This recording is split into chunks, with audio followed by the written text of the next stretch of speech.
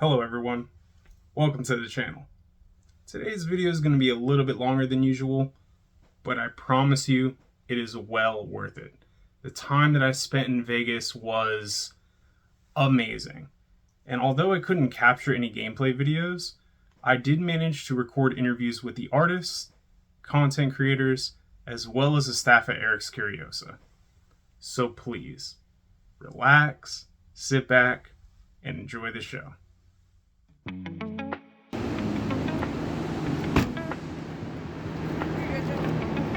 got you.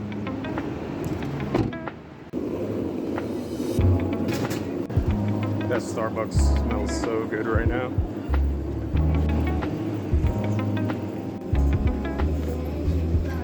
Vegas, here we come.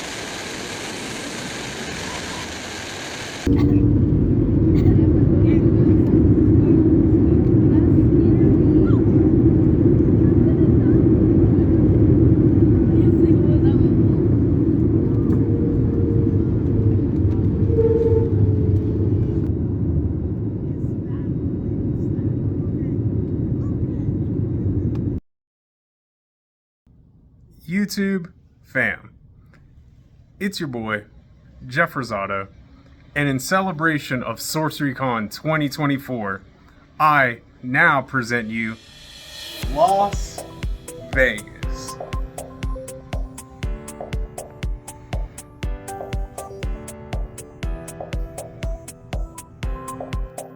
We have some big things planned for this vacation. So for starters, we're gonna hit the strip, try out some restaurants, check out the scenery, enjoy our time, because tomorrow we will be at the Park MGM, where we will be attending SorceryCon 2024. I'm so excited. I got my book bag to carry out some groceries, because we're unfortunately gonna have to walk around a lot, but hey, that's all right. More to check out. Can't wait to share this awesome time with you guys.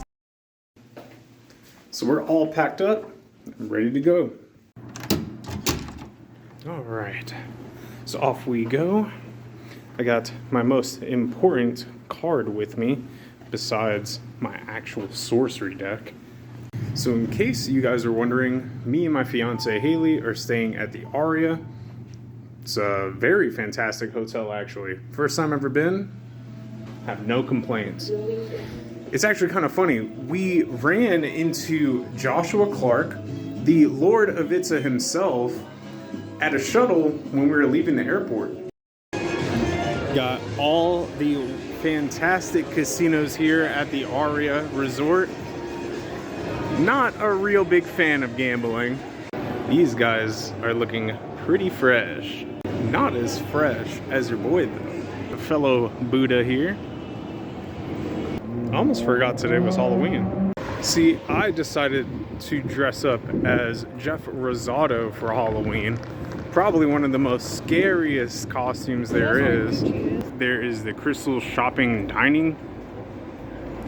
And of course, we have a Gucci outlet.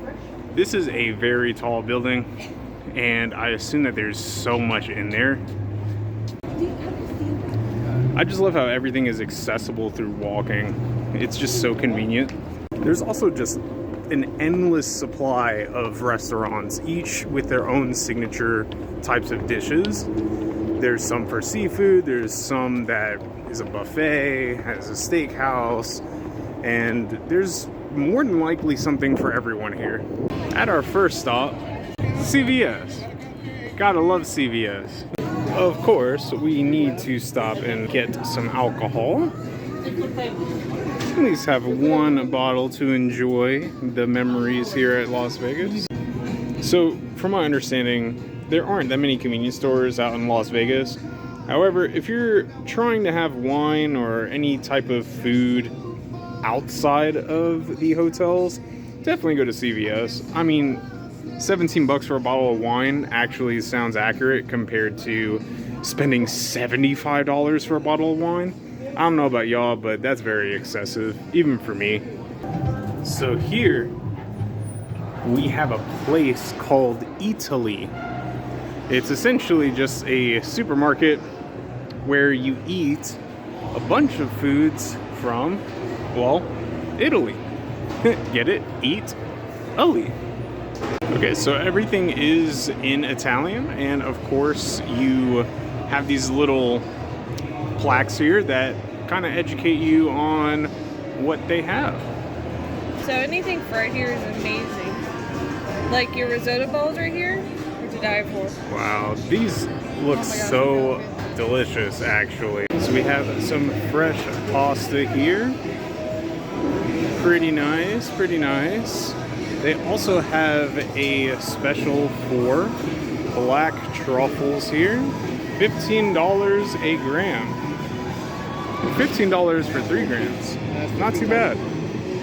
Oh, this is what I'm talking about. That is crazy. Yeah. Oh my god. Yeah, that looks like a winner to me. Wow. This place has some phenomenal choice cuts, some wine, and it looks like some bread as well.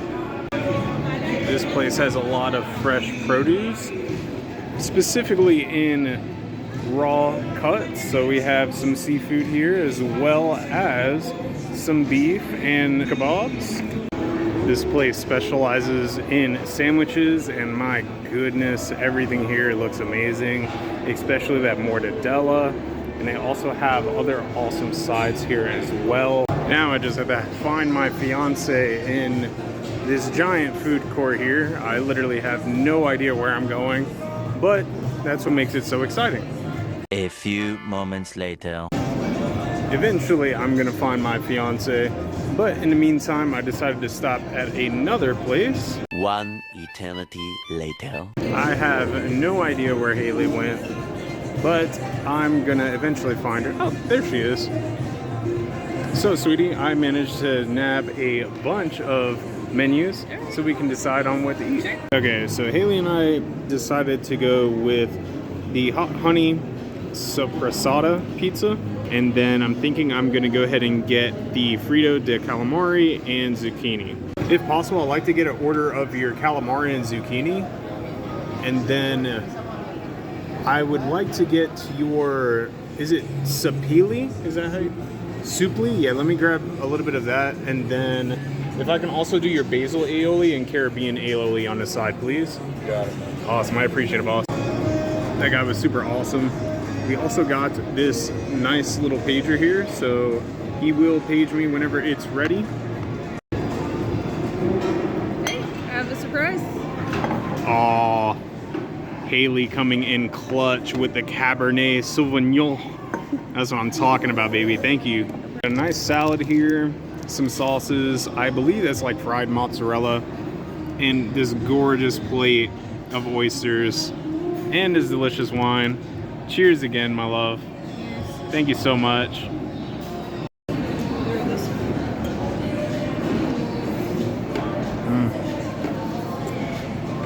So good.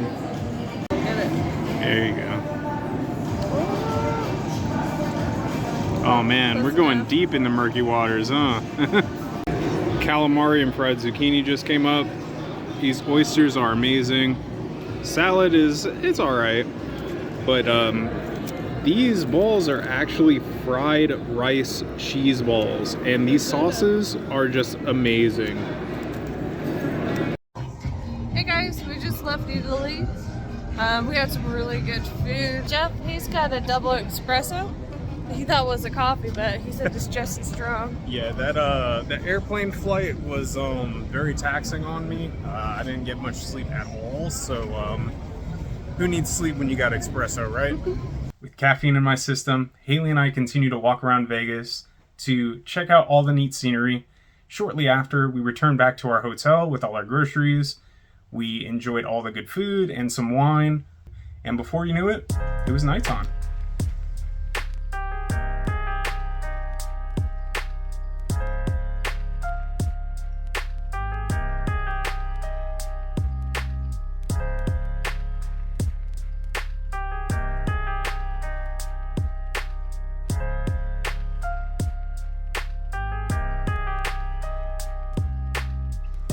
That concludes Vegas Day 1.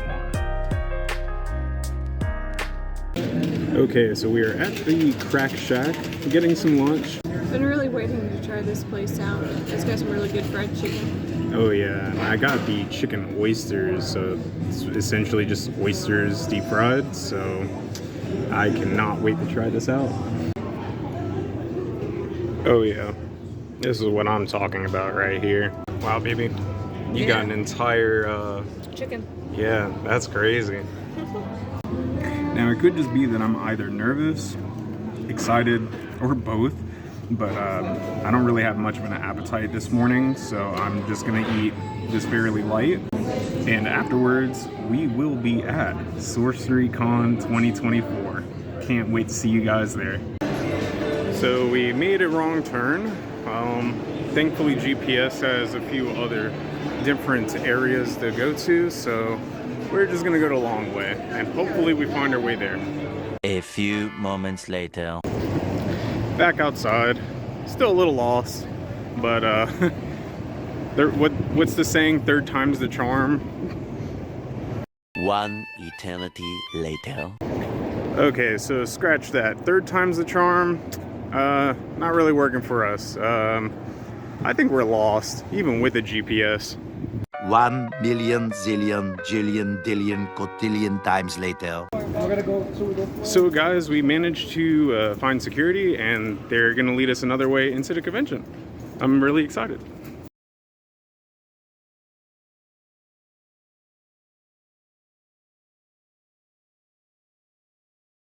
Hey guys, it's your boy Jeff Rosado here with the very talented Sam Mckinnon. Hey. Sam, thank you so much for doing this with me. Thank you. And it Yeah. is such an honor to be here in your presence. Thank you so much. Of course. Sam is a new artist to sorcery and comes from a family of very talented artists. Sam specializes in freelance graphic designing, and his illustrations are amazing works of art. Sam has created artworks for Sherwood Huntress, Vanishment, The Beautiful Pond, and his brother, Seb Mckinnon, also created A Midsummer Night's Dream. What was your inspiration for making some of these sorcery art? Yeah, that's a good question. I would say that like anything that has to do with like trees and the earth, like that's something that I've always liked to paint. And actually, the pond artwork that I did was the first one that I made for the set, and it was actually kind of like a test run to see if my artwork could fit. And then once that one was done, Erik said, "Yeah, like this is like great work," and then he commissioned me to do 3 other pieces. Nice. Yeah, so I would say that, and like anything to do with swords and knights and all that type of stuff. Like it's always been some of my top themes in my artwork. So yeah. That's awesome. Those artworks are perfect for this set, Arthurian Legends, and we just absolutely love the detail you have in your art. So you said that you were comfortable with making art in nature. Yeah. Do you normally just go out on hiking trails and just get inspiration there? Yeah, so that's a lot of the times how like the paintings will come to me in my head. Like I'll just go for long walks, and then it will slowly take shape, and then I go back home and do the paintings. Nice. Have you ever had any, I guess, any frustrations with making such detailed art? Not necessarily frustrations, but one thing that I found a bit tricky is that I would sometimes forget that there's the box at the on the cards that kind of hides part of the paintings. Yeah. So the composition sometimes it was something that I always had to keep in my mind, because usually when I do artworks I tend to paint like a lot of fine details, but a lot of it gets hidden behind the text box. That makes sense. So that was probably the biggest challenge, but outside of that, I really had a great time doing all of the paintings. That's so awesome. If you had to give any of the viewers any advice as far as making their own art, what would be your words of offering for them? I guess for me it would be to really paint what you love to do, and that's really how I had a chance to do the pawn artwork, because I had done in my free time a painting of a horse by a pawn, and that was really the artwork that Erik saw that said, oh, I think you could actually have a chance to be in the set. So really like following your heart and doing what you like. I absolutely love that. Sam, I know you're going to be very busy this weekend here at SorceryCon. I have a little playmat here that I would like for you to take part in, if possible. So here I have a very talented individual myself. Wow. I went and signed my playmat.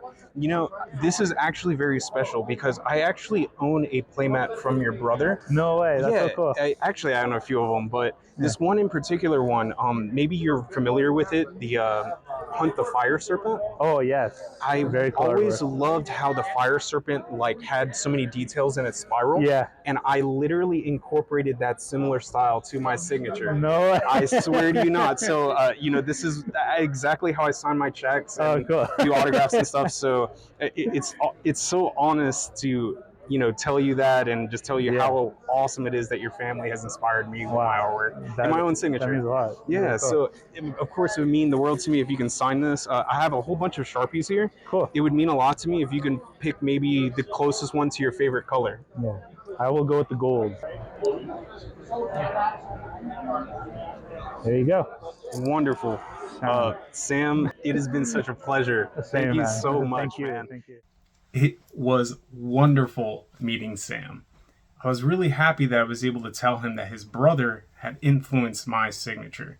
And man, I just look forward to the next time our paths cross.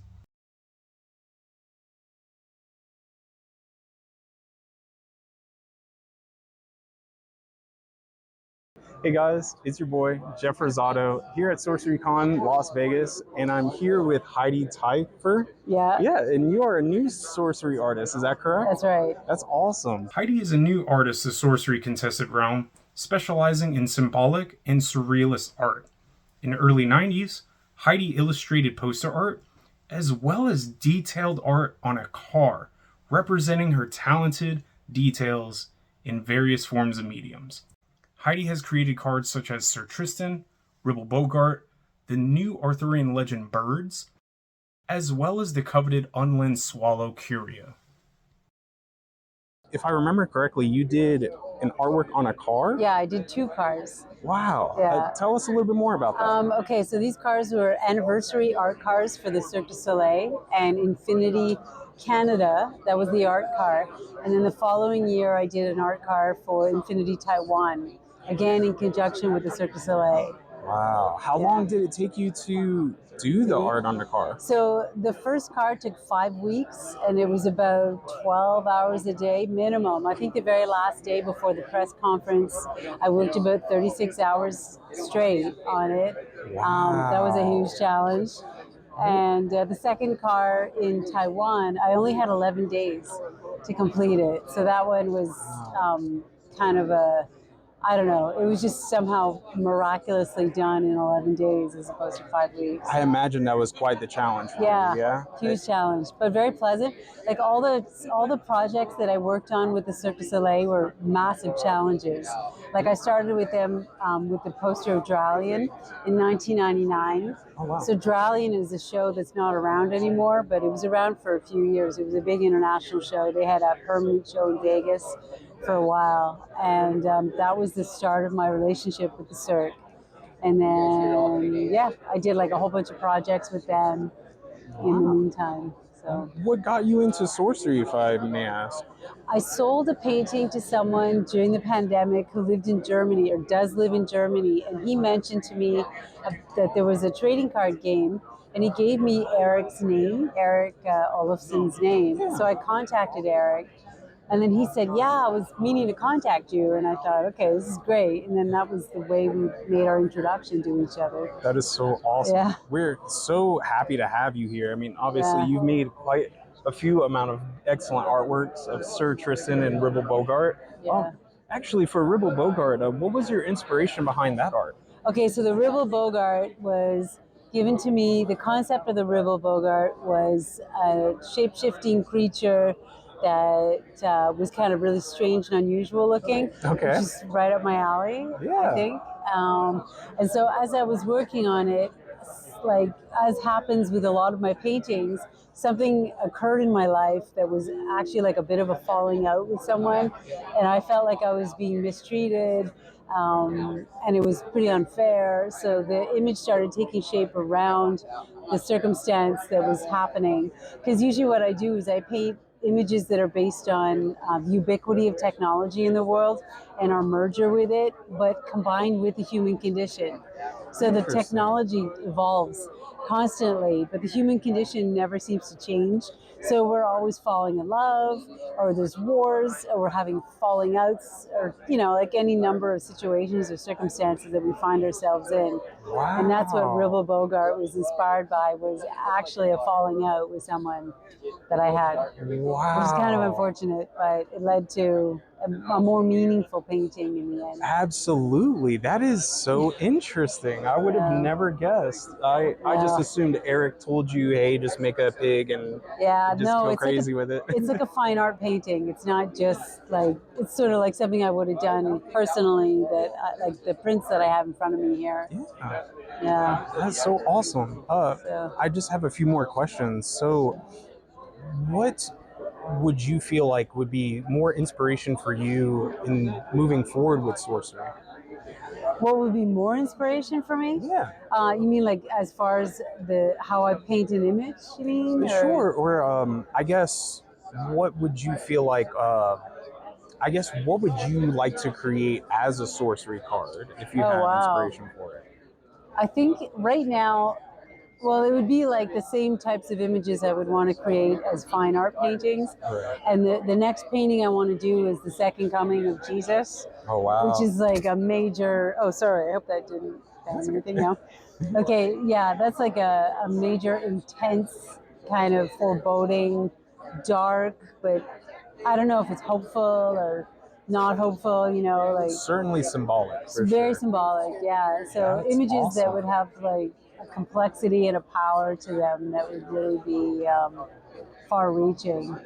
But it has to sort of fall in line. Like Erik gives me concepts that have to fall in line with the game requirements. Absolutely, right. Yeah, whereas that was an example of a painting that I would do on my own, in my own right.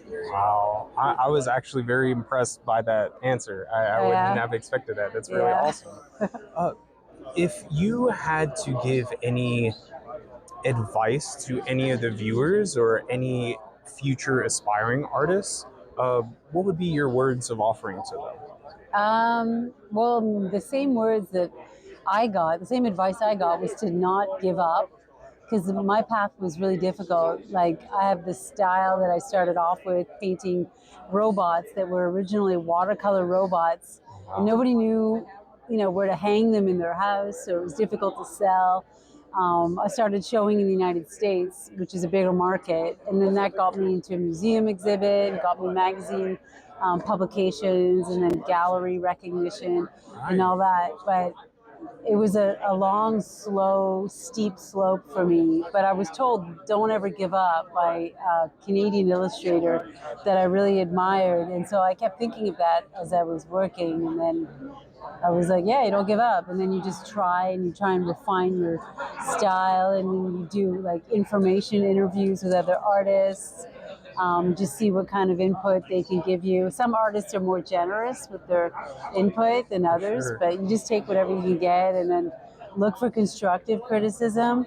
Yeah. And when you get like negative criticism, just kind of ignore it and just look for constructive criticism, because the criticism that really is valuable is the kind that builds you up and helps you to really refine what you're doing. That is excellent words of wisdom, and it will certainly help others in the right direction. Yeah. Hey, absolutely. Heidi, thank you so much for your Sure. time. I do have a playmat here. I'm going around and having the artist sign a playmat. Sure. It would mean the absolute world to me if you can sign this playmat. Yeah. Okay. Sure.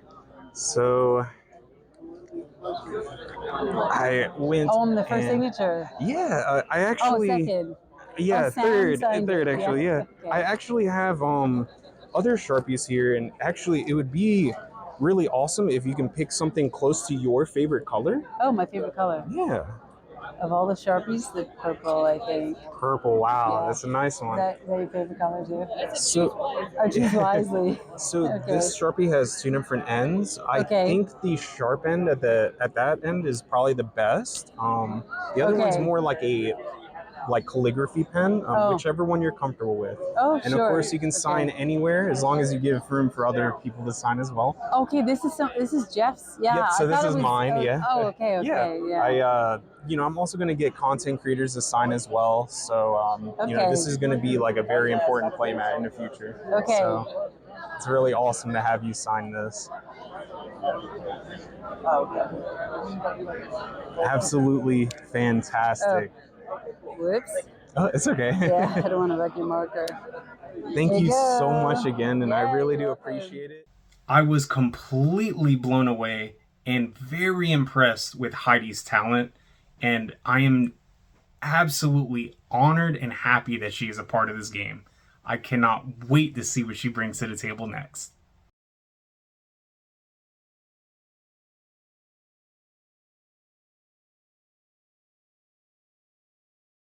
Hello guys, your boy, Jeff Rosado, back again with the legendary Bryon Smith. Bryon, thank you so much for doing this interview with me. Thanks for having me. Of course. Bryon Smith is a visual artist and a painter with incredible dark abstract art that will send shivers down your spine.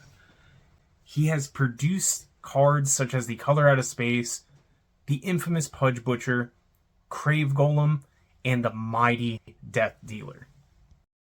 So Bryon, what's some inspiration on your art?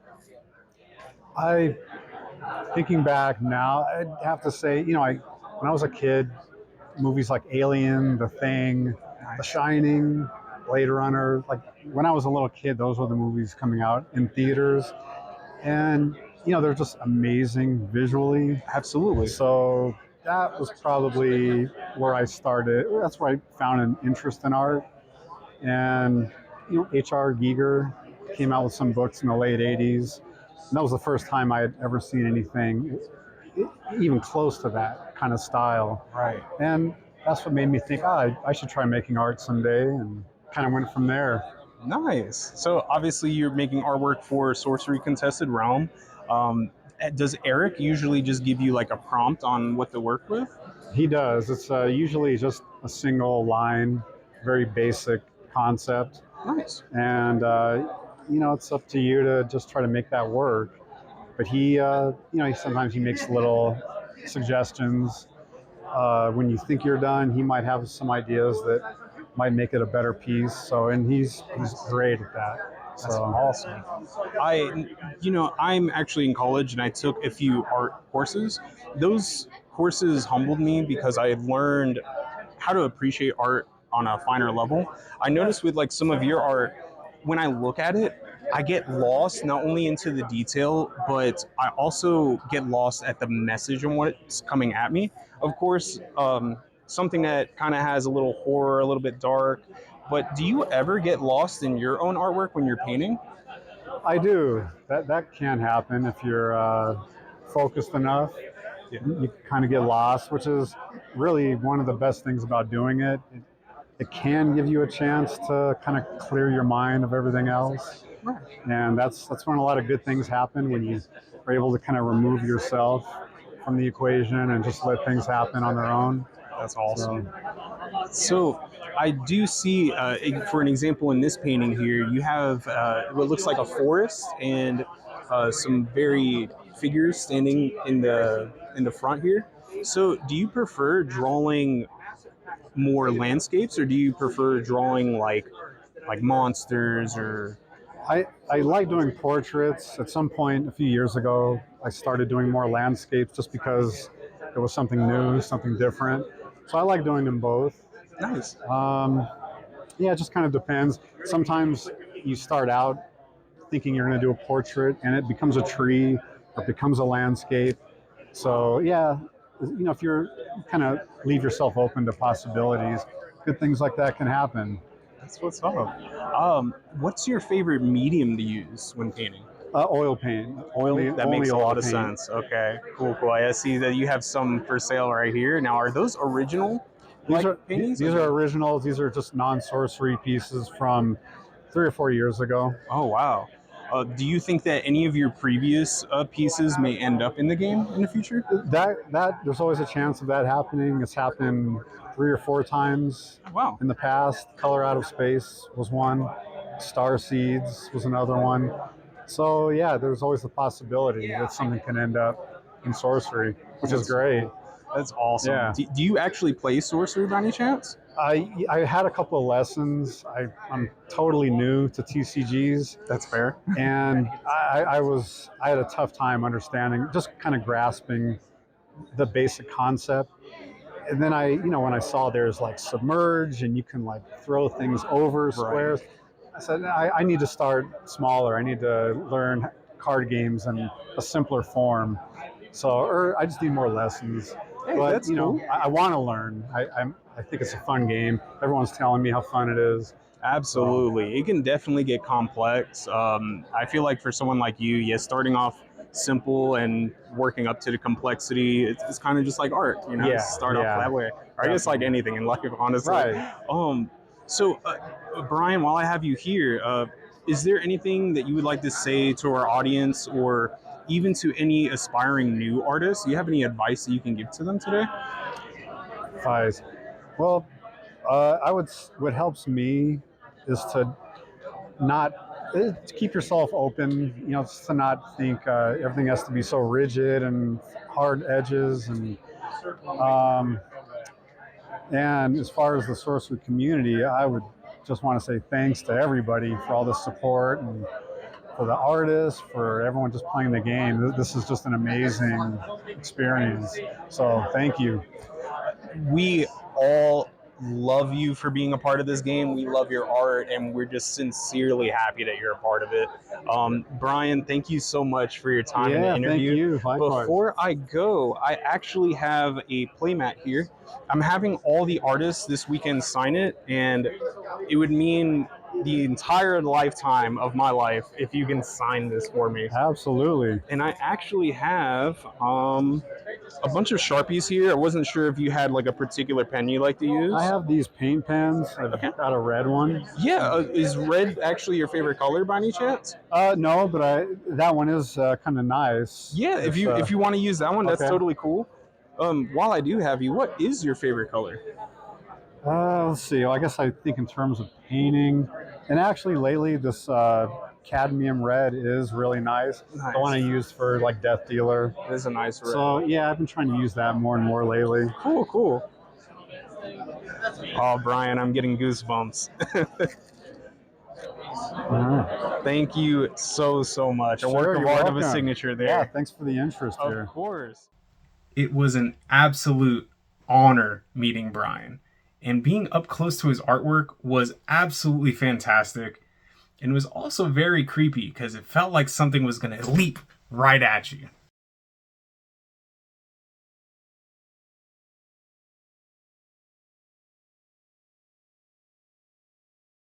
Hi guys, your boy Jeff Rosado, and here with the legendary Truitt Parrish. Truitt, thank you so much for being a part of this interview. Yeah, of course, thanks, Jeff. It is so awesome having you here. Truitt is an amazing freelance illustrator. Having a bachelor's in fine arts from the University of Colorado Boulder, Truitt works in watercolor, digital designs, and all other forms of mixed mediums. His artwork is absolutely amazing, creating artwork such as Siege Giant, Tithe, Spin Attack, and the controversial Crusade and Jihad cards.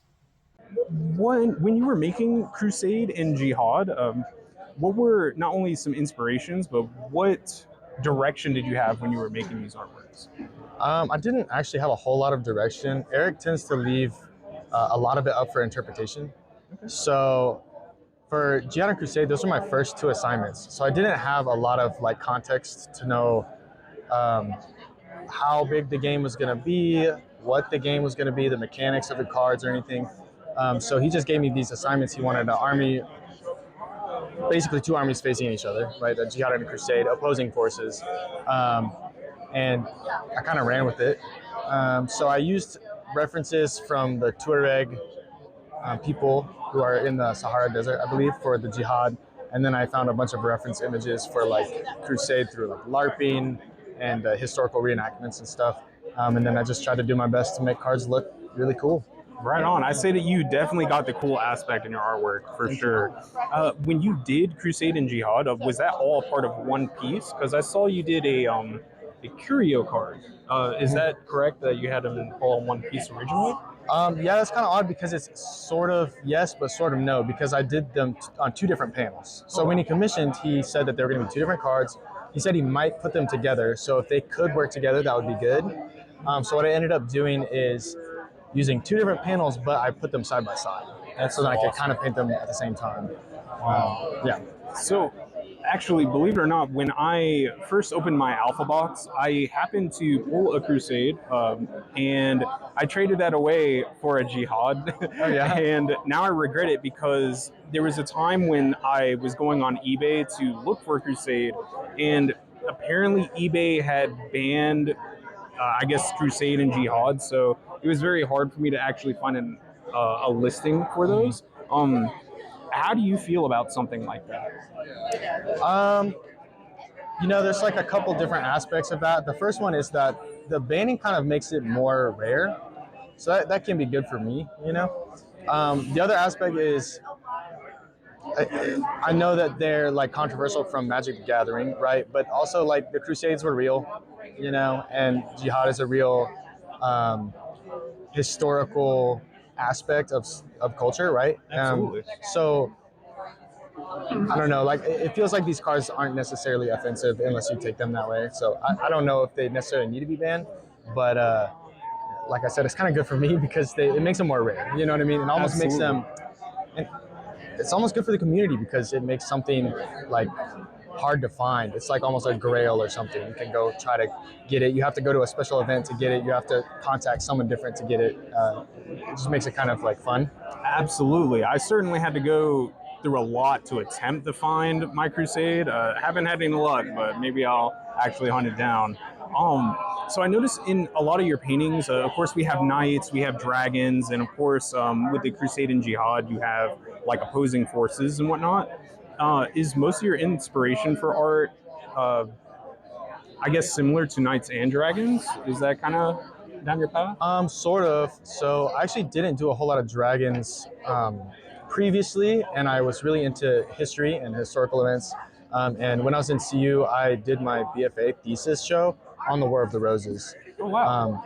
So I've always been interested in like the realistic aspects of like history. I have a series on like Vikings, and like the 10th century and the Battle of Svalbard and stuff.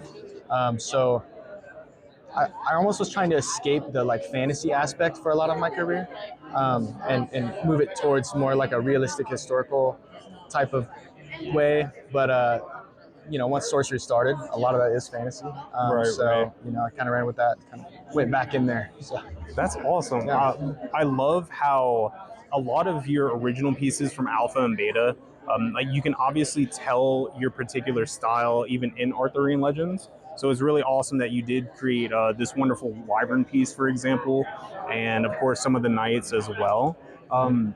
Are there any particular type of art pieces that you may look forward to making as further sets go on in Sorcery? Yeah, so I'm really into art that tells a story. So like narrative works, like Kingswood Poachers, for instance. You can tell that those guys are like hiding, and the pheasant they've caught is making some noise, and there's some soldiers trying to search for them, and maybe they're hearing the pheasant, you know. So it's like telling something that's about to happen. Or like the Wyvern painting, he's about to be seen, he's preparing to strike, that type of thing that tells a story. So like sometimes, you know, portraits or just like a still scene is just not as interesting because it doesn't have that aspect of like adrenaline or something is about to commence, you know. Like almost like literally telling a story, like you can kind of anticipate what will happen next. Exactly. That is so cool. I never realized that before, so like you telling me that just sends shivers down my spine because now I can actually see that, and that is so cool. So before we go, is there anything that you would like to share with the audience or any future aspiring artists? Like, is there anything that you can offer in terms of words of wisdom or any inspiration for them? As far as words of wisdom, I would say just keep doing what you're doing as long as you love it.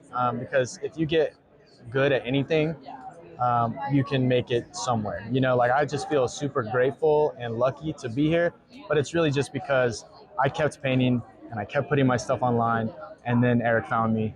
And it's partially luck, but it's also partially just grinding, just keep going, just keep practicing, keep learning, you know, keep living. I absolutely love that Erik found you because we all love you being a part of this game. It's so awesome to have you a part of it. And it has been so awesome doing this interview with you. Yeah, of course. Thank you so much. Yeah. Before I go, I actually have a playmat here. I'm having all the artists and content creators sign it. Cool. It would absolutely mean the world to me if I can get your signature on this playmat. Yeah, totally. I don't want to put it anywhere too awkward, but I'm gonna get these cards out the way. But yeah, you can just put it. You can also put it on top of that print. Are you sure? Yeah, that won't get ruined. It's nice. It's nice paper. Cool. Feel bad I had these cards. This guy like left. It's all right. I'm sure he'll come back for them. Yeah. And I actually have a ton of Sharpies. If you wanted to sign on that, I was actually wondering if you can pick a color that's as close to your favorite color to sign. You know, I've heard a lot of people like the red that I use in my art, so I'm gonna go with this dark red. Dark red, right on. It's kind of a purpley, but I like it. It's like, kind of like the maroon almost. Yeah. Now I would say this end is more of like a ink pen. If you're not too comfortable with that, you can do the fine pen on the edge, whichever you're comfortable with. Is it cool if I use that side? Yeah, of course. You can do whatever you want. Sweet. As long as your name's on there, I'm significantly honored. Oh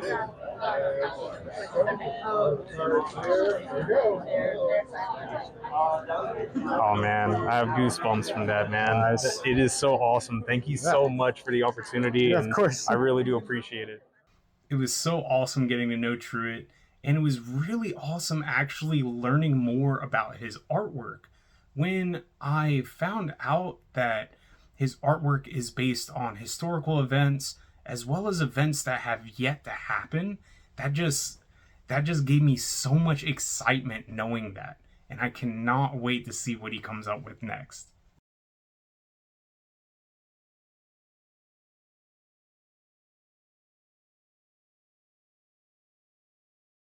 Hey guys, your boy Jeff Rosado here with the legendary Elvira Shakirova. For those of you who don't know, obviously she made this wonderful AP that I was so fortunate to own, and she's reunited with it now. I also have the Immortal Throne.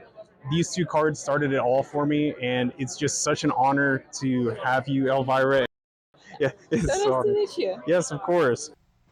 Elvira is a stunning artist and an absolutely talented illustrator that works with traditional techniques, oils, acrylics, and other forms of mixed mediums. Elvira has produced various beautiful works of art, such as the 4 mixes, Dream Quest, Selfsame Simulacrum, and the two cards that started it all for me, the Elementalist and the Immortal Throne. Elvira, for this AP, actually, what was some of your inspiration when painting it? Some of the inspiration was, the original art, and the mask is so unemotional, so impassive, and I thought that the magician behind it could be like very explosive, emotional, and like hiding behind this mask and like wanting to tear it off at some point. So yeah, that was generally the idea for this AP. Yeah. And I'm really glad. I like the result for once, and I'm really glad that you got it, because like your deck building is like probably the best. Oh my gosh. From what I've heard. That is such an honor to hear that coming from you. Wow. Yeah, like I said, you're getting my cards banned. It might happen. Who knows? It may happen. I actually was one of the first players to play the Immortal Throne. Believe it or not, they actually recently nerfed the effect on this card. Yes, that's what I'm talking about. That there's, I can't remember how exactly they nerfed it, but yeah, that's Jeff's doing. Yeah, it is definitely me, but you know, it's quite all right. Never stops me in the least from winning with it. So it's just so awesome to be able to just have both of these cards in my deck. You have such amazing detail in your art. Do you get lost when you make those details in your art sometimes? A bit, yeah. For Dream Quest, that was my first idea, to add as much details as I could to make like people like look again and again at the art and like see something new. I like hiding little details that's not like immediately. It's not easy to see immediately, but like when you look closely, you can see them.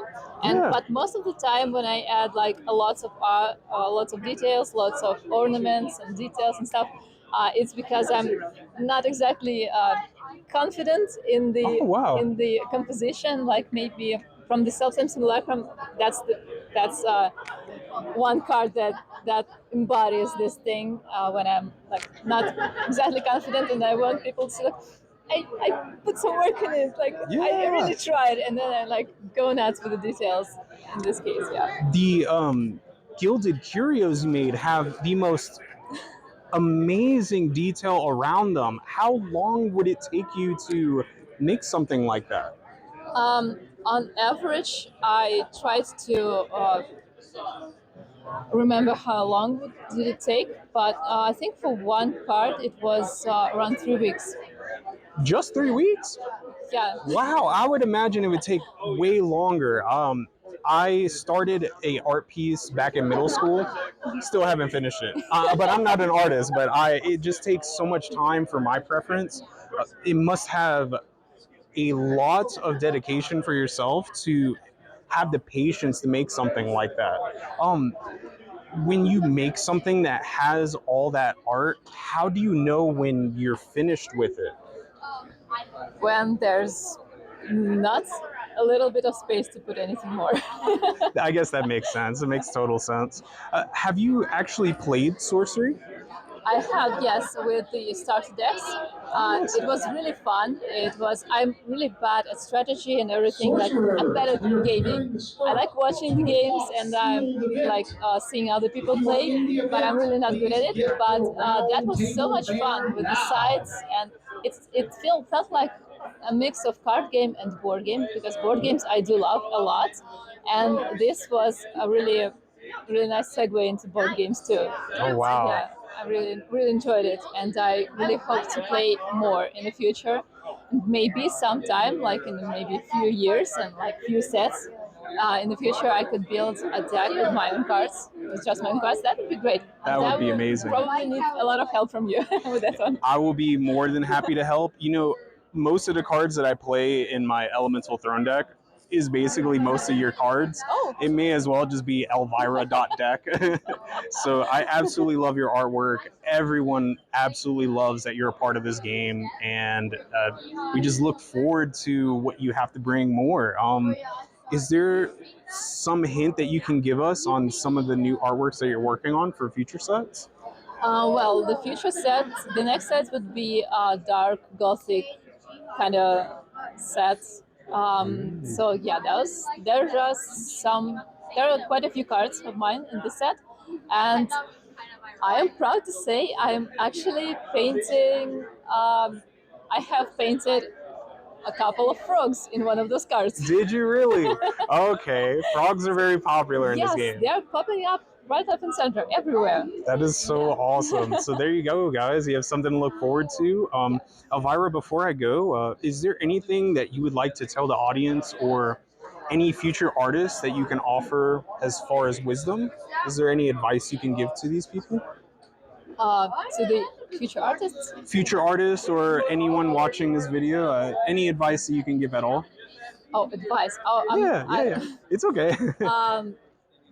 First of all, this is my first sorcery event, and it has been so overwhelming and so great, and everyone is so sweet and nice and welcoming, and I could not thank everyone enough. It's been a huge stroke of luck to get into sorcery and meet Erik and do all this work. So yeah, it's a wild trip from the start. And as for advice, well, I don't know. I'm really blanking out on this one. It's okay. Yes, so just have as much fun as you can. There you go. You heard it here, folks.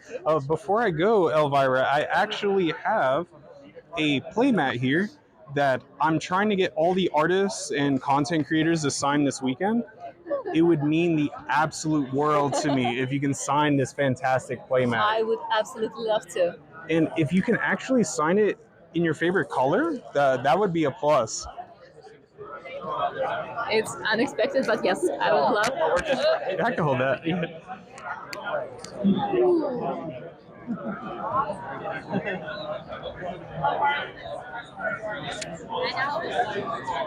I've said this to every artist, but I'm getting goosebumps, and I really am getting goosebumps from this.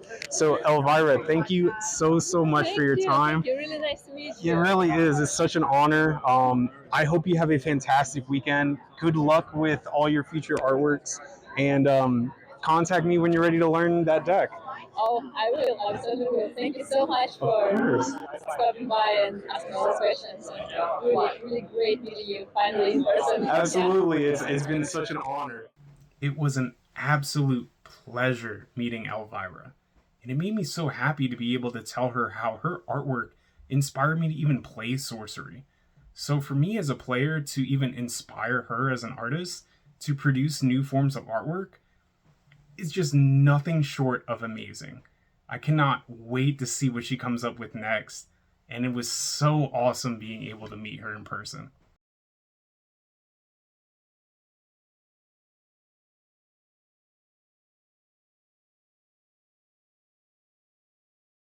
Hey guys, your boy, Jeff Rosado, here with Margaret Organ-Kean.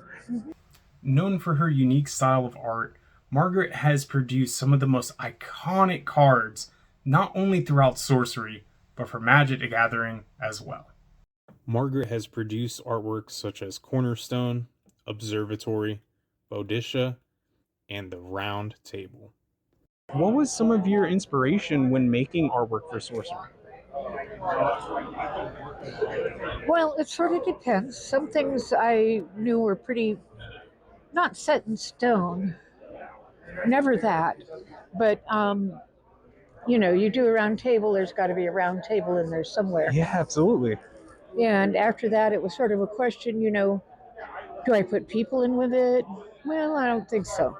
We want the subject to be the table, not anything else. My first one had come up with a bunch of the chairs and a couple of the knights. And it looked nice, but it just didn't emphasize the table enough. So then I started setting up small models to check perspective and things. And I came up with the idea to look at it like you were in a balcony above it and looking out towards the sort of looking out towards the garden. And it was summer, so they don't have the doors in or anything like that. Wow. So I see that you have a frog painting here, or a print. Now, I also see that you have wings added to certain other animals or objects. What was your inspiration with the wings there? Oh, that was my husband.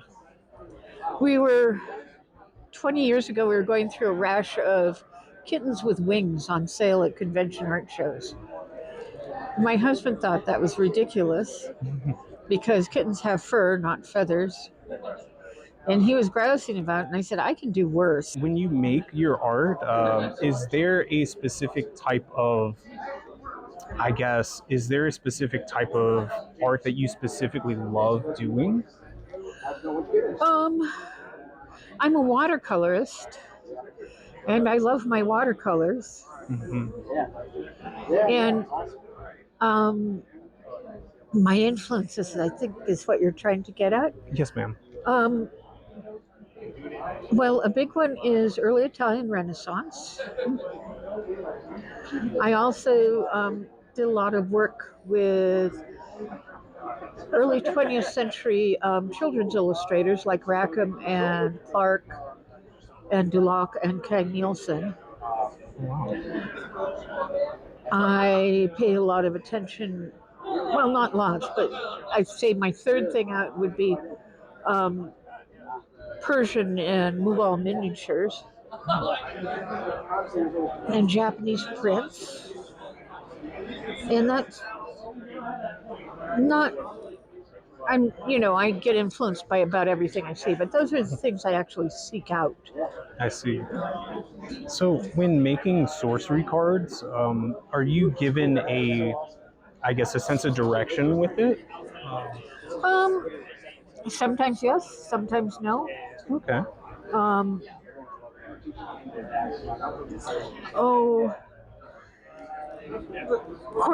Cornerstone, for instance, almost nothing. Really? Except I did my original version in the computer, and he said, no, we need watercolor. Oh, okay. I will pencil it out then. Cornerstone is a wonderful art piece, and actually you have so many awesome cards. When you were making some of these cards, did you have a sense of how important they would be to the game when you were making them? Oh, none whatsoever. Oh, wow. Neither for Cornerstone nor for Magic. The Lion's Eye Diamond was a card that was 25 cents. Yeah. You could buy oodles of them.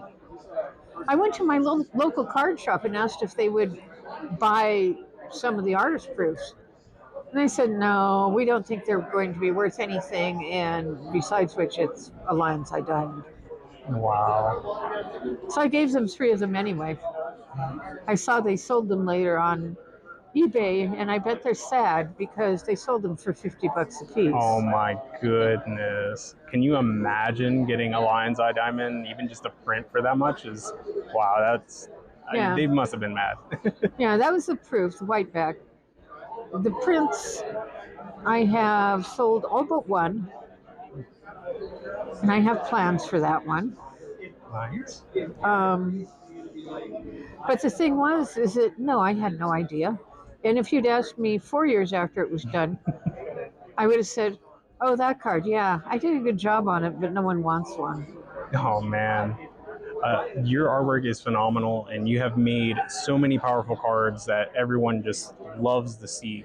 Even just the round table artwork on the playmat, that's very popular right now, and a lot of people wish that they can get their hands on it. So for making future cards, when you're making new artwork, will you also keep that in mind from here on out, that maybe your artwork may become something super famous or very popular? I just always try to do the best I can. Okay. There's one card in Magic, and I won't identify it, but I did it, and I think I did a really awful job on it, but deadline was there, and the art director was okay with it. But I don't advertise it, I don't have it out anywhere. If what had happened the Lion's Eye Diamond had happened to this card, I probably would never go to conventions because I'd be too embarrassed. Really? Yeah. Why is that? If you don't mind me Because I asking. think it's so awful. Oh. And if everybody was asking me to sign it, I'd probably just crawl under the table. Oh, I see. For our audience or any future artists, is there any words of wisdom or any inspirational words you can offer to them? Oh, sure. Draw, draw, draw. There you all go. the time. Practice makes perfect, right? Well, I'm not so sure about perfect, but it does. Every artist I've known has said the more you draw, the better you get. Absolutely. Or words to that effect. Chuck Jones, the cartoonist, had, I think, a teacher with a theory that everyone had 10,000 bad drawings in them. And the sooner you got those out, the better off you were. I just think the more you do it, the better you get at what you do. The more you understand, the more you see what's going on. Margaret, thank you so much for your time. Welcome. I really appreciate it. Before I go, I have this awesome playmat signed by all the talented artists here at SorceryCon Las Vegas, and it would mean the absolute world to me if I can get a signature. Is it okay if I just lay it down right here? Yep. And actually, would it be okay if you can sign it in your favorite color? I actually have other Sharpies here in case you wanted more options. Oh, let's see. What is my favorite color? I like greens. Do you have a green? I do. I have 2 greens there right we go. Perfect. Now, the front end is more of a brush stroke, and the other end is more fine. Of course, use whichever you want and place it anywhere you want.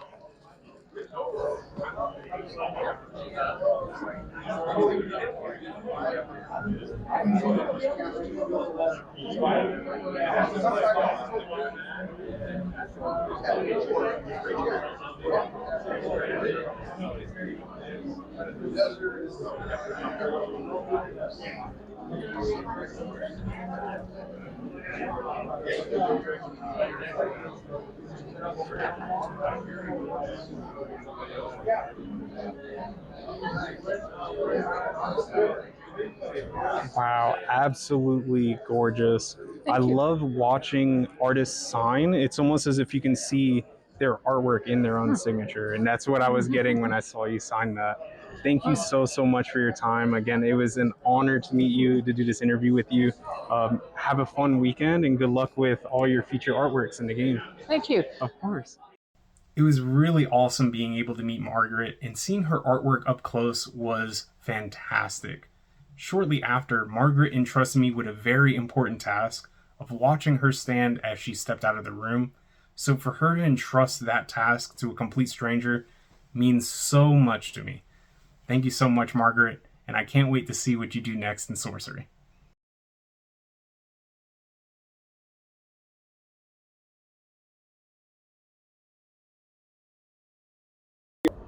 A fan that grew up in this kind of community, not necessarily card games because there weren't any when I was a kid, but there were games, and I've been a gamer since I've been 14 years old.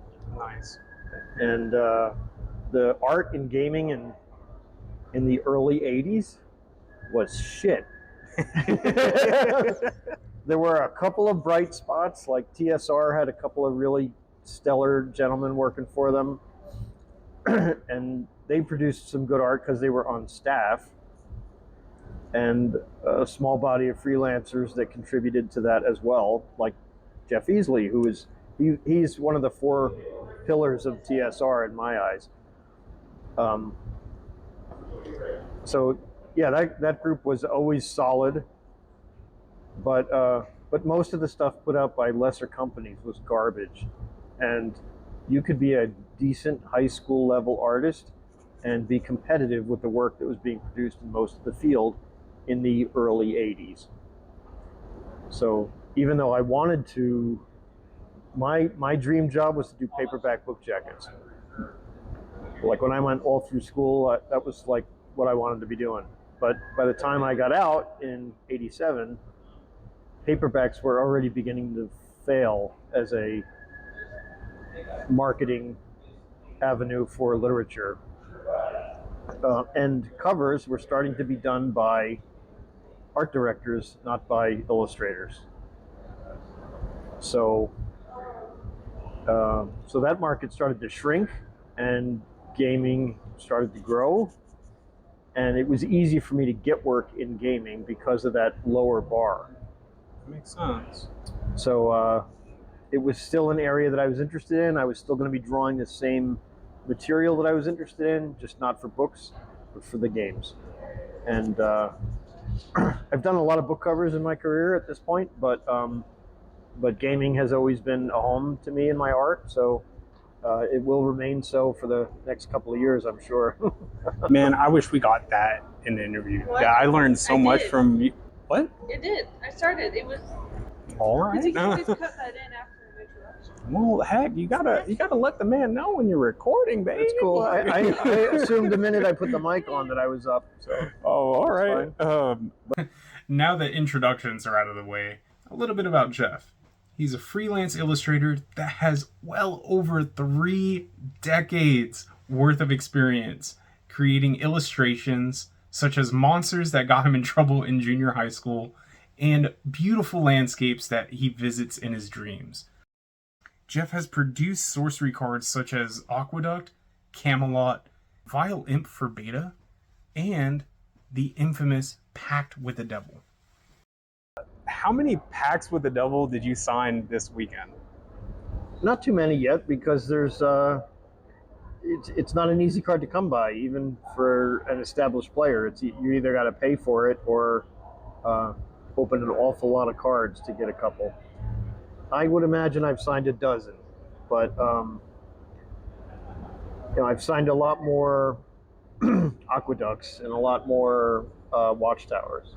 Nice. When you were making your artworks, you mentioned to me that you have a fantastic home, almost like a dream home.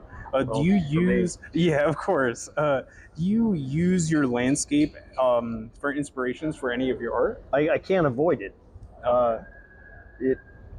My property and the property around it encompasses a lot of the atmosphere that I want to put into my paintings. It's why I'm there. I live in southern Vermont, and after being out of places like that for a long time, I decided I wanted to put myself into a place like that. And so we started looking a couple hours from the New York City area where my kids were, and we looked in Pennsylvania, and we looked in New York State, we looked in Massachusetts, and Vermont, right before the pandemic, was going to give us the best bang for our buck. And so that's where we wound up. And I bought an old farmhouse and a nice chunk of property, and it's been a real haven for me and my work, just what it does for me mentally.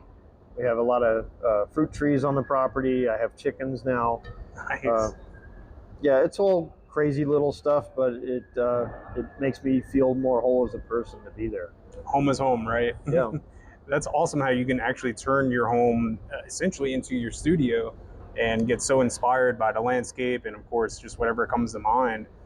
When you were designing cards for Sorcery, was there any main inspiration for creating some of your art?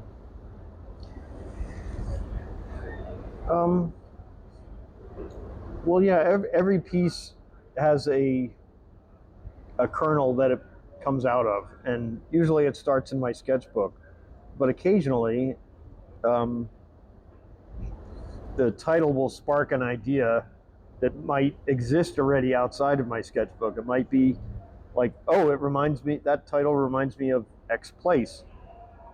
And I might have photos of that place that already exist in my files. Or I might decide, you know what, to do that piece right, it'll be worth a trip to go down there and photograph them.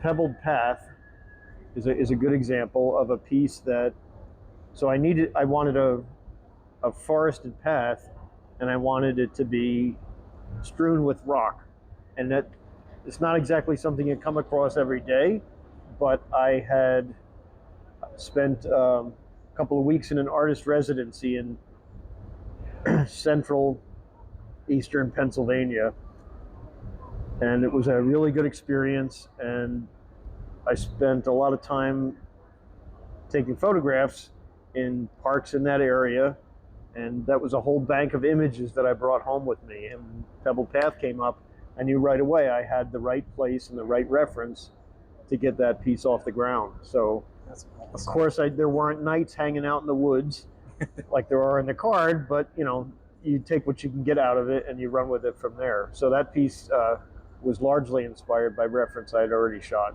That is awesome. So you mentioned actually earlier that you liked games. Yeah, I'm a gamer. Is there a, I guess, is there an old game that you would treat as a masterpiece that you would constantly play even today? Well, the very first tabletop game that wasn't like a major, like the kind of game that your whole family would play, was what was called a pocket game put out by a company called Metagaming out of Texas. It was a system called the Fantasy Trip. It is now you can get it now today, but for probably about 20 years you couldn't. And the designer on that game is none other than Steve Jackson, who had his own company going for a long time, but didn't have the rights to put this out because he put it out while he was working for somebody else. And after years had gone by, Mr. Jackson acquired the rights to finally get this game out of mothballs, and now it's available again. And it is a fantastic combat system, a really good magic system, and it had a role-playing element as well. And I ran a campaign for years, and I always used Fantasy Trip for all of my elements. We found it very open. I highly recommend it to people. And even in the D&D groups that I played with, if the folks we played with were aware of it, when we got into combat situations, we went from D&D to Fantasy Trip to use that combat system because it was that stinking good. So I'd love that. So I guess you play Dungeons and Dragons. Do you play that currently, or is that something you used to play? I used to play tons. When I was in high school, I tell people all the time that I was one of those kids in Stranger Things. It is exactly the right period. They're wearing clothes that I wore. The older brother drives the same car I drove in high school. Oh, that's awesome. And yeah, I'm from the generation that playing D&D in high school was a really bad thing, and you got flipped over and your backpack got emptied out and the polyhedral dice flew out. And, oh man. Yeah, it was all that kind of stuff in the, in 1980. But yeah, I played Fantasy Trip or Dungeons and Dragons for about 16 hours a week in high school. Wow. We had campaigns Thursday afternoon, Friday afternoon, Friday night, and Saturday night until we all got jobs. That is awesome. Is there a specific class that you like playing in Dungeons and Dragons or any other role-playing game? Yeah, I did play. I played a lot of druids, and that comes through in some of the art that I do to this day. Nice. I was definitely partial to the druids I did for Magic, and it's one of the reasons why I was asked to do Mordric Druids for Sorcery. That's a class that I love the mystery that surrounds druids. I never felt they were strong enough comparably to other classes, but I did like playing them. I'm a huge Dwarven fan, like Warhammer Fantasy. I used to have a Dwarven fantasy army, which I still own most of that today, and I do a lot of paintings with dwarves. I had an Earthsign cavalry unit in my Dwarven army, and dwarves and bears show up a lot in my work. That is so cool. Like, honestly, it's so awesome being able to, because as I said before, you are someone who's so popular and so famous in the sorcery community. And a lot of people really are inspired by your art and who you are as a person, and just being able to actually know the real you, know that you're just like such an awesome person is just so surreal, and I just absolutely love it.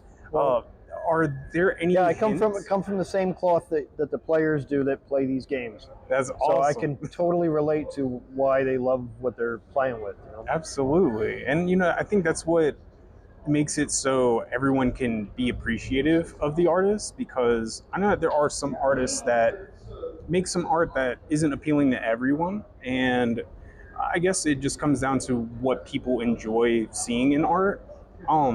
I grew up just appreciating every little thing, so even just like in your art, I can appreciate just the fine details that you put in it. Is there anything that you can provide us that we can look forward to in future sets for Sorcery? Well, there's not a lot I can say for reasons that you understand. Darn. But I can tell you that there are interesting themed variations in the upcoming sets. And while there were a few artists that fans missed dearly that didn't show up in Arthurian Legends, yes, a lot of those folks were hard at work for stuff in set 3, which is much better suited to their talents. So you'll see some of those folks come back, and probably some of the folks that were in Alpha and Arthurian might drop out for a set. I don't know. But Erik, for someone who hasn't done a lot of art direction, he really has a pretty good handle on what he likes and how he wants to steer the product. That's awesome. I think he's doing a really good job of it. He's not difficult to work with, but he's also not a pushover that's walked all over. He has a vision about what he wants out of the product, and he's got a plan for it, and it seems to be working really well so far. I'd definitely say so, for sure.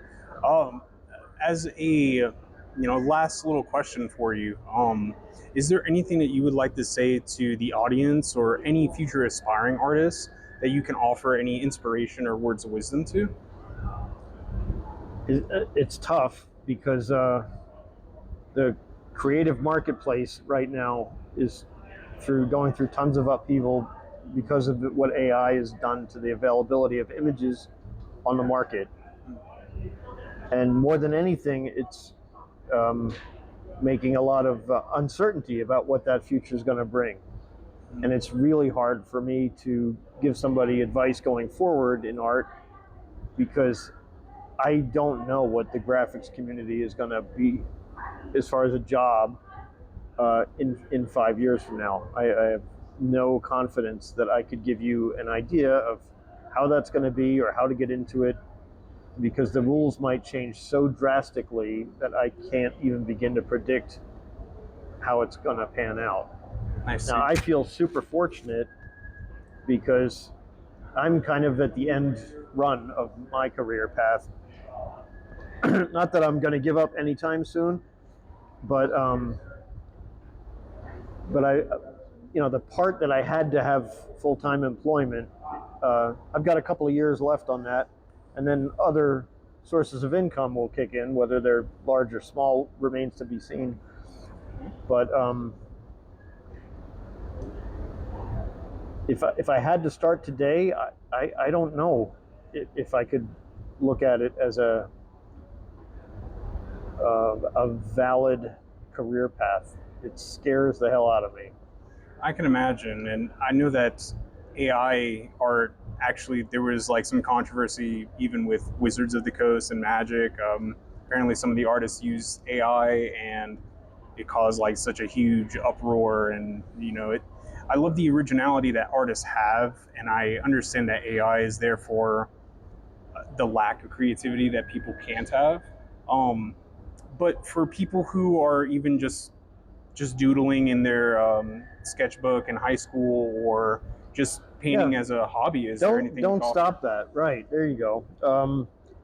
There is a lot of enjoyment to be gained out of being able to draw and to communicate with pictures as opposed to words.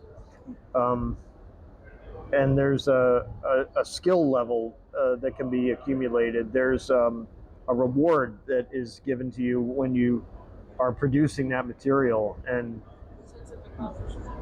that is something that AI will never give you.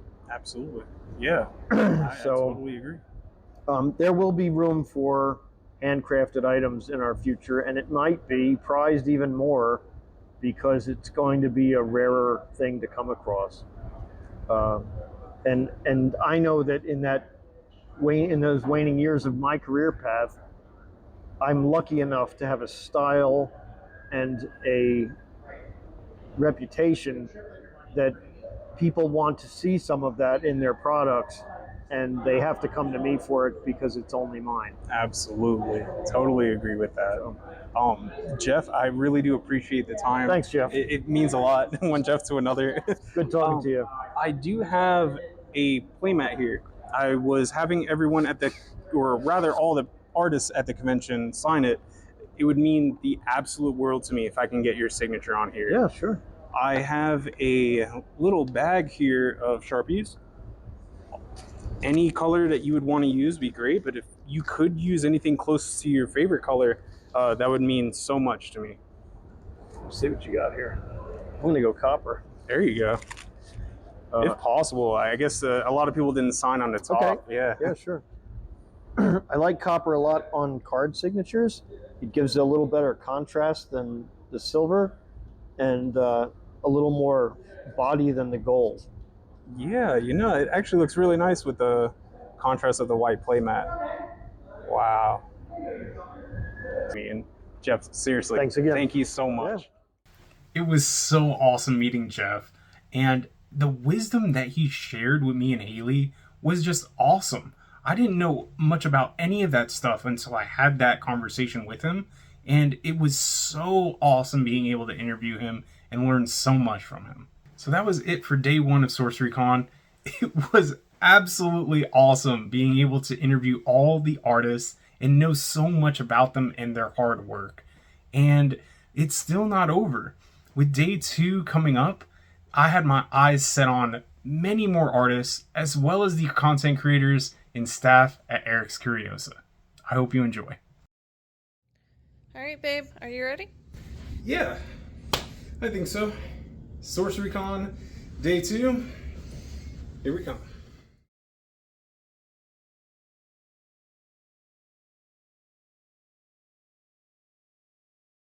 Hey guys, your boy, Jeff Rosado, here with Alan Pollack. Alan, thank you so much for this interview. I appreciate your time here. How's your weekend been so far? It's been great. That's awesome. Yeah. Has the sorcery community been treating you well here? Yeah. That's awesome. Everybody's really upbeat, really excited about it. So right on. Great. Right on. Alan Pollack is well renowned in the gaming industry, working alongside Wizards of the Coast, Blizzard Entertainment, and now Erik's Curiosa. Some of his cards in Sorcery are Earthquake, Flaming Sword, Giant Shark, Grapple Shot, Hillock Basilisk, Quarrelsome Kobolds, Sisters of Avalon, Moon Clan Werewolf, Keening Banshee, and Arcane Barrage. Alan has produced powerful cards after powerful cards. Alan, did you ever expect that your cards were going to be so impactful in Sorcery? No. No, not at all, huh? Not at all. When you were designing cards, did Erik ever tell you what your cards' abilities were going to be or give you any hint to that direction? No. It's usually like a one-sentence description of what he wants, and we pretty much have free reign to do whatever we want. Nice. So, yeah. Which is why you see so many different artistic styles through the set, and everybody does their spin on what they feel comfortable in doing. So yeah, it's been really fun. Nice. Yeah, I noticed that. I mean, of course, your artwork is phenomenal, and I noticed that you have a bunch of werewolves and ghosts. Is that something that you're comfortable with making most of the time in your art? I'm a big horror fan. Okay. and I rarely get asked to do it, so I love doing that. Nice. But yeah, I'm more. I like doing creatures and animals too. So, which you will see in, well, actually in this set, in Arthurian Legends, there's the Grand Old Boar. Yes, of but course. there was also another one that I created for the set, which was a snake, a black adder, which didn't get used for the set. Is that possibly going to be a card that'll be used like in another set, you think? I would think so. Oh, that'd be awesome. In fact, there's 2 in this set that I did for Alpha that just was released in this set instead. So the Ball Lightning and the Stone Rain. Oh, so those were supposed to be for Alpha, but yeah. they ended up in Arthurian Legends. Yeah. How many cards would you say on average are you set to produce for each set? 18 to 20. 18 to 20. Oh, wow. Okay. How long does it usually take you to produce even one card's artwork? So the drawing is what takes the longest for me, but on average, it's about 2 paintings a month that I do for them. 2 paintings a month? Sometimes 3, but usually 2. Wow, okay. Yeah.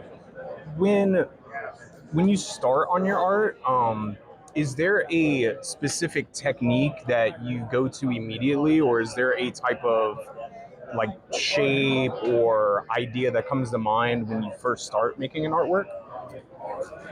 So,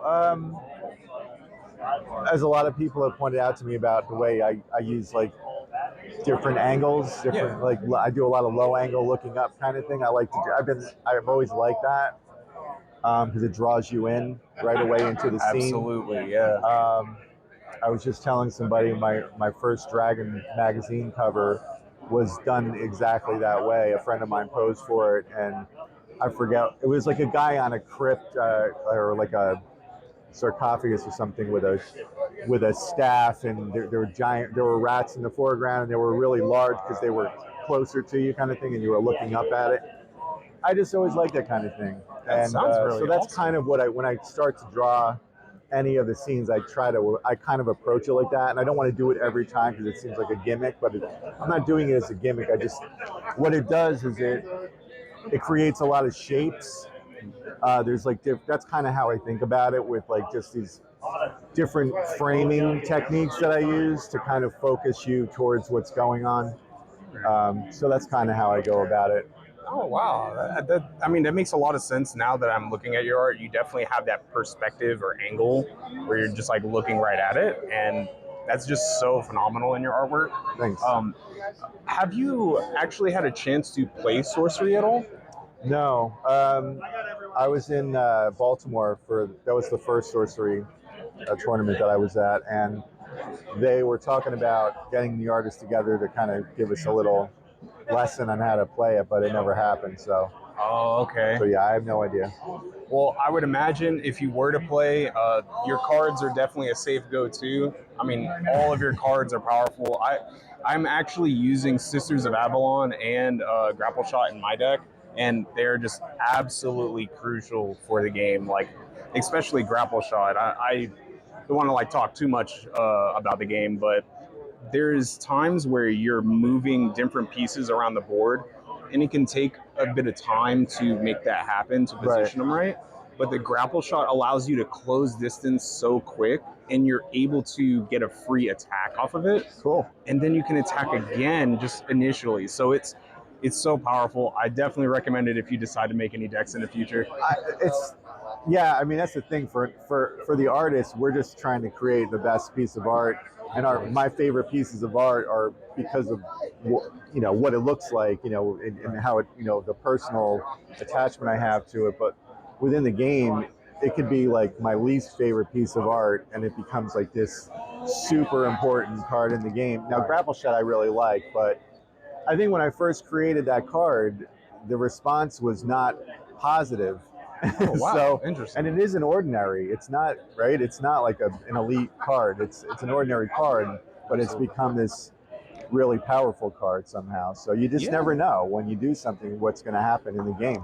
Like I heard, like the werewolf, I don't think does a whole heck of a lot. But then when Banshee came out, I was hearing like the combo could be pretty lethal. So absolutely. That's what's cool about the game is you can take a card from the first set that's not doing so well, and combine it with a future card and like a future set, and all of a sudden that card is like really powerful. Absolutely. That's pretty cool. Yeah, and I actually, when I first saw the Keening Banshee when it was released, that was my first take, was like, wow, yeah, that combos really well with the werewolf. And I wonder if they did that where the artist's cards were going to combo well together instead of just having like a mixture of other artists in their cards. Yeah, I don't know. I don't know what they were planning, but I definitely think that it was definitely a good direction, because I hope in the future we could have something like an all Alan Pollack deck or an all Elvira Shakirova deck. Well, what would stop you from doing that? Like, what's the downside to that? I think that the downside is that, well, honestly, I don't think there is much downside except for the fact that there aren't as many cards to support.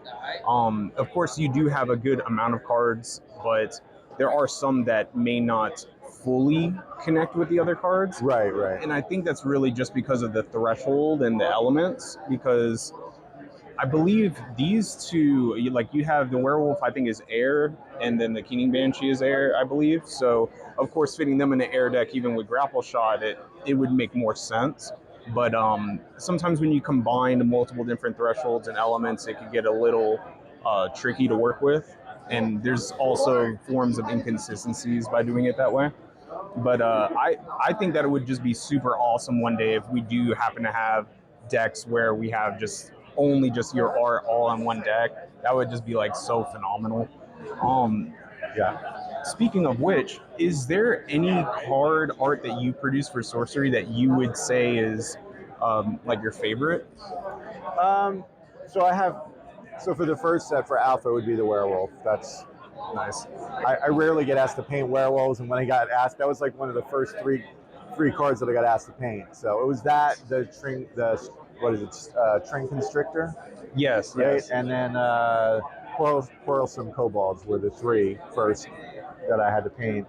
But that was the first one that I painted, was the werewolf, and I was super excited about that. Oh, I can imagine. So that's my favorite there. But with Arthurian Legends, I would say it would be Sir Peleus, Blue Cap Knockers, the Red Caps, and Sisters of Avalon are probably my four. All of them are phenomenal cards. And Banshee Phenomenal would artwork. probably be the next one on that list. So. Oh yeah. I'm just super stoked that you are a part of this game. Before I go, Alan, is there anything that you'd like to say to our audience, or any future aspiring artists that you can offer any words of wisdom to? Oh boy, that's a lot. Or just anything at all to put them in the right direction. Well, if I'm speaking to the fans, there's really not much to say except thank you. There you go. But like for people that aren't playing Sorcery, come on over, right? Absolutely. I mean, the community is great. I mean, it's just. I work for Dungeons and Dragons. I work for Magic, and they're great companies, and they treated me really, really well. But this is a whole nother level. Oh yeah. It really is something else. So I'm just thrilled to be part of it. Really, it's amazing.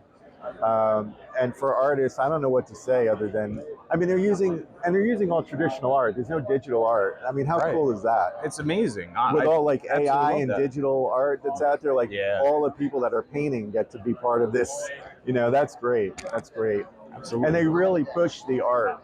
They really do push the art and let the fans know how important the art is to the game. 100%. And so that's great because the response from the fans has been just unbelievable. And I think that's like what's so great about it, because you're putting your own craft, your own persona into these cards. And the fact that it takes so long for a set to be released, we have to understand that because it's taking so long is that you guys are taking the time to create these masterpieces. And I say masterpieces because these are true works of art. Thank you. And, we are just absolutely thrilled to have you a part of this game. Alan, thank you so much for this interview. It was really great to meet you. You too. Before I do go, I have this very special playmat here. Okay. This playmat, I'm having all the content creators and artists sign. Okay. It would mean the absolute world to me if I can get you to sign this. Sure. And if possible, if you can use something close to your favorite color, I have other different colored Sharpies here. What is your favorite color, actually? It's not a color; it's black. Oh, okay. There you go. Hey, you know what? There's you can obviously use my regular black stuff. shirt. Drew Tucker. Look at that. Oh wow. Where do you get a shirt like that? I got it from Drew Tucker. Oh well, I guess that would make sense. In Baltimore. Dang. He actually he has I think he had like 4 different shirts there that he had printed up on his own. So I don't know if you can get these on his website or not, but he has them. So I'm gonna definitely have to and look I for love that. it. That's the Pathfinder right there. Right? I also do love like this. I don't know if it's not really yellow, right? It's like fluorescent green or kind of. It's one of my favorite colors. It's nice. It's a little yellow. It's a little yellow, but I love it. Green. Yeah, that's really nice. Anyway, that's cool. Is Drew Tucker actually like an inspiration for some of your art? Or? You know, I didn't know of Drew's work before Sorcery, and when I would say when I first saw his work, because it's so loose and so far removed from what I do, it inspires me in a great way, because I've been so tight for so long, and there's other guys that are way tighter than me. Don't get me wrong, but like I find that I've been admiring a lot of guys that are a little looser than I am, and I'm trying to push myself to be looser, but it's really hard. I can imagine. I'm sure eventually you'll be able to get that. I don't want to be too loose, because I really do like I do like a certain amount of tightness in my work. I do, but like I try to get around it whenever I can. I try to loosen up a little bit. It's hard in the face, like in faces that I try to make, especially women, where I'm trying to really make them attractive, or men too. Like it's, you know, I have a real hard time loosening up. But like fur and rocks and texture and landscapes, that's a lot easier to get loose with. So I guess that makes sense. I never really thought of it like that. His work is, I love his work. I love his work. We all do, and of course. And he's a great guy. He's so friggin' funny. I wish he was here this weekend. It would have been really great to have his signature. I think he's in the Netherlands. I'm not sure. I think he's doing a show out there. Yeah. One of these days, maybe I'll get a chance to meet him and get his signature on this playmat too. Yeah. And you said you would like to just use a black Sharpie. If you want me to use color, I can use color. Whichever you want. Yeah, this is what I use in almost every painting in Arthurian Legends. Is that right? Well, the paint that I use is cobalt teal. I discovered at the beginning of Arthurian Legends, and I use it almost in every. You can see Sisters of Avalon. It's like it's very out there. And Blue Cab Knockers is like all cobalt teal. Anyway, I'll use this one. Wonderful. It's like what's that? Like a brush tip? Yeah, it's a brush tip, and on the other end is a fine tip. So whichever you're comfortable with.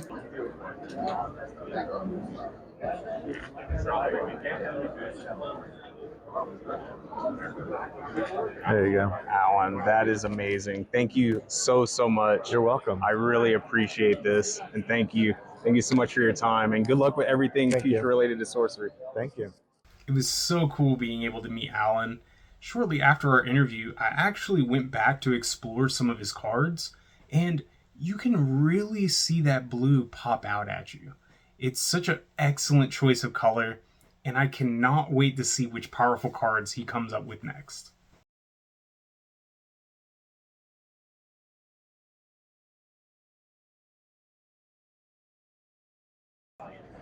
Hi guys, Jeff Rosado, your boy, with the legendary Liz Danforth. Liz, thank you so much for doing this interview with me. It's my pleasure. I'm glad to be at SorceryCon. I'm happy to do an interview. We are absolutely happy that you're here to make it out. Liz is an amazing, talented artist, writer, game advocate, and storyteller.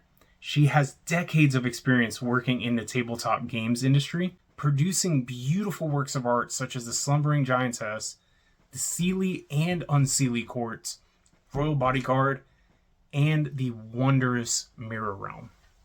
Also in, you said video games as well? Mm-hmm. Early on, I was one of the people who helped design the original Wasteland, and when it was rebooted, I did work, and I spent 3 months of my life writing for Wasteland 2. There was so much in that project. Everything I wrote went away. But they did include a character I had created in the first Wasteland and gave him my last name. So Robert Danforth is one of the main characters in Wasteland 2. because of me. That is so awesome. So, Liz, from what I remember correctly, with the Sealy Court and Unsealy Court, you painted yourself in one of the images. Is that correct? You know, artists come by our egos naturally. We create stuff out of, magically out of thin air, right? So why not paint yourself in? There you go. I do appear in the Sealy Court because I was also painting my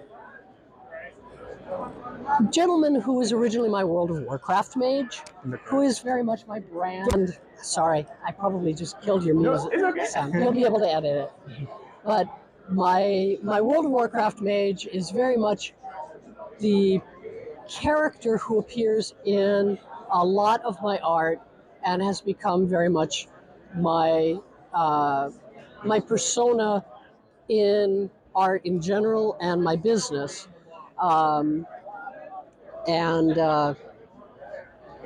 He was, I wanted to put him into the Sealy Court, but I couldn't get his face right. He looked wrong for that piece. I have myself behind him going, hi. Could you actually show us on the I image? can. This is a print. Let's see if we can get a hold of this. And he is this fox-faced guy now because his human face didn't look right. This is myself. I painted. I had actually short hair as I do now, but I wanted the curve to come in. I had been interviewed and was holding up a painting, so I used that as my model for the drawing, touching his arm. But because I couldn't get his face right, I painted it like 3 times and finally said, this is not working. But I could have a shape changer. Foxy Mage becomes a fox. That is so awesome. He does, however, also appear in this Unsealy Court in his more normal shape, wearing the blue and gold of the Alliance for World of Warcraft. He's also the model of the Puppet Master. Oh, wow. Okay. And I also painted myself into the Royal Bodyguard. I did notice that, actually, yes. That is so awesome. Normally when people, or rather when artists, when they're making their art, they usually put like a little tiny type of symbol, or they put a little bit of their signature into it, but you actually put yourself as well as the characters that you're fond with in your art. I'm putting blood and soul, sweat and marrow into my paintings. Right on. Why not? That is so awesome. I think that says so much about your ability, and it says so much about, how you craft your masterpieces. I say masterpieces because your art really is like on that level. Like, actually, just a second ago, a gentleman came by to get a signature of the Dragon Legacy. Yeah, and I actually had no idea, but you said that this entire card has the entire story of Uther Pendragon, correct? Of Uther's history and background. He is Arthur's father, and a comet presaged his birth. Uther was a king and lord before Arthur, and he gets the hots for Igraine, who is married to someone else, at a party that Igraine and her husband are holding for the king coming through. And she goes, nope, I want nothing to do with you. But Uther convinces Merlin to disguise him as her husband for a night, to gain access to her. And after one night, he says, this is fun, I want it permanently. So he attacks Tyndagal Castle and kills the husband, forces her to marry him. And all of those elements, including the Welsh dragon on the pillar, are all part and parcel of his early myth and Arthur's conception. Wow. That is just absolutely amazing. It's so overdone. I bit off way more than I could chew. Hey, but you know what? I love that, like what you were just telling me a moment ago, how your art has so much to tell, not only just in, of course, the colors, of course, the image, but in just the characters themselves and even just the symbols. Like there's so much in just the fine details that can tell an endless story. I'm largely self-taught. So calling myself an artist was something that took me some time to reach. But because I do those other things, the writing, the editing, and the game development, and the advocacy, all of that work, I ended up segueing over to calling myself a maker. I have a pin that says, a friend bought this for me. And so I call myself a maker as much as I do an artist. But the sign back there that says artist and wordsmith, when I rebuild that sign, it's going to say maker and storyteller, because I want my pictures to tell stories. I tell stories on my Patreon and my old blog. I write fiction. I have been able to sell some short fiction, but mostly people pay me for the art a lot better than they pay me for writing. So I do more art than writing. That is so fantastic.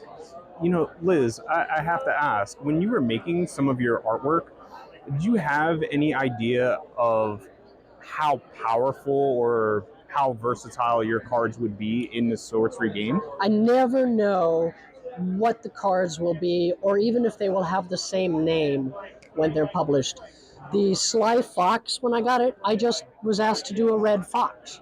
That's all the art direction I had for that piece. Wow. Okay. In the case of Pendragon Legacy, I was asked to do a portrait of Uther Pendragon, just the same way you've got the Guinevere and the Lancelot, and the Arthur cards. Right. So the fact that I put more of the myth into it is why I don't know, but that's why I would assume that Erik chose to make it the Pendragon Legacy and not just a portrait of Uther Pendragon. Oh, I see. I guess actually, while I'm thinking about it, is there any specific lore that you would favor more than others that you would love to have in sorcery?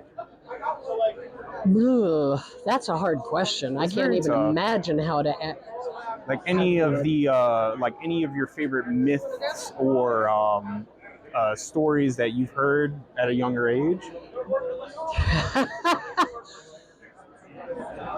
I am old enough. This is a huge tangent. I literally learned to read and became literate because my mother was reading The Hobbit to me. Oh, wow. And this was before it was published in the United States. Wow. Okay, they had the early British editions, and I had a snapshot memory of one of his drawings on the left side and her finger going over these black lines. And every time she said she was touching this shape. And that is the moment I learned to read. Wow. Okay. I thought that might be a false memory because the old hardbacks I have were much later. I learned to read before first grade.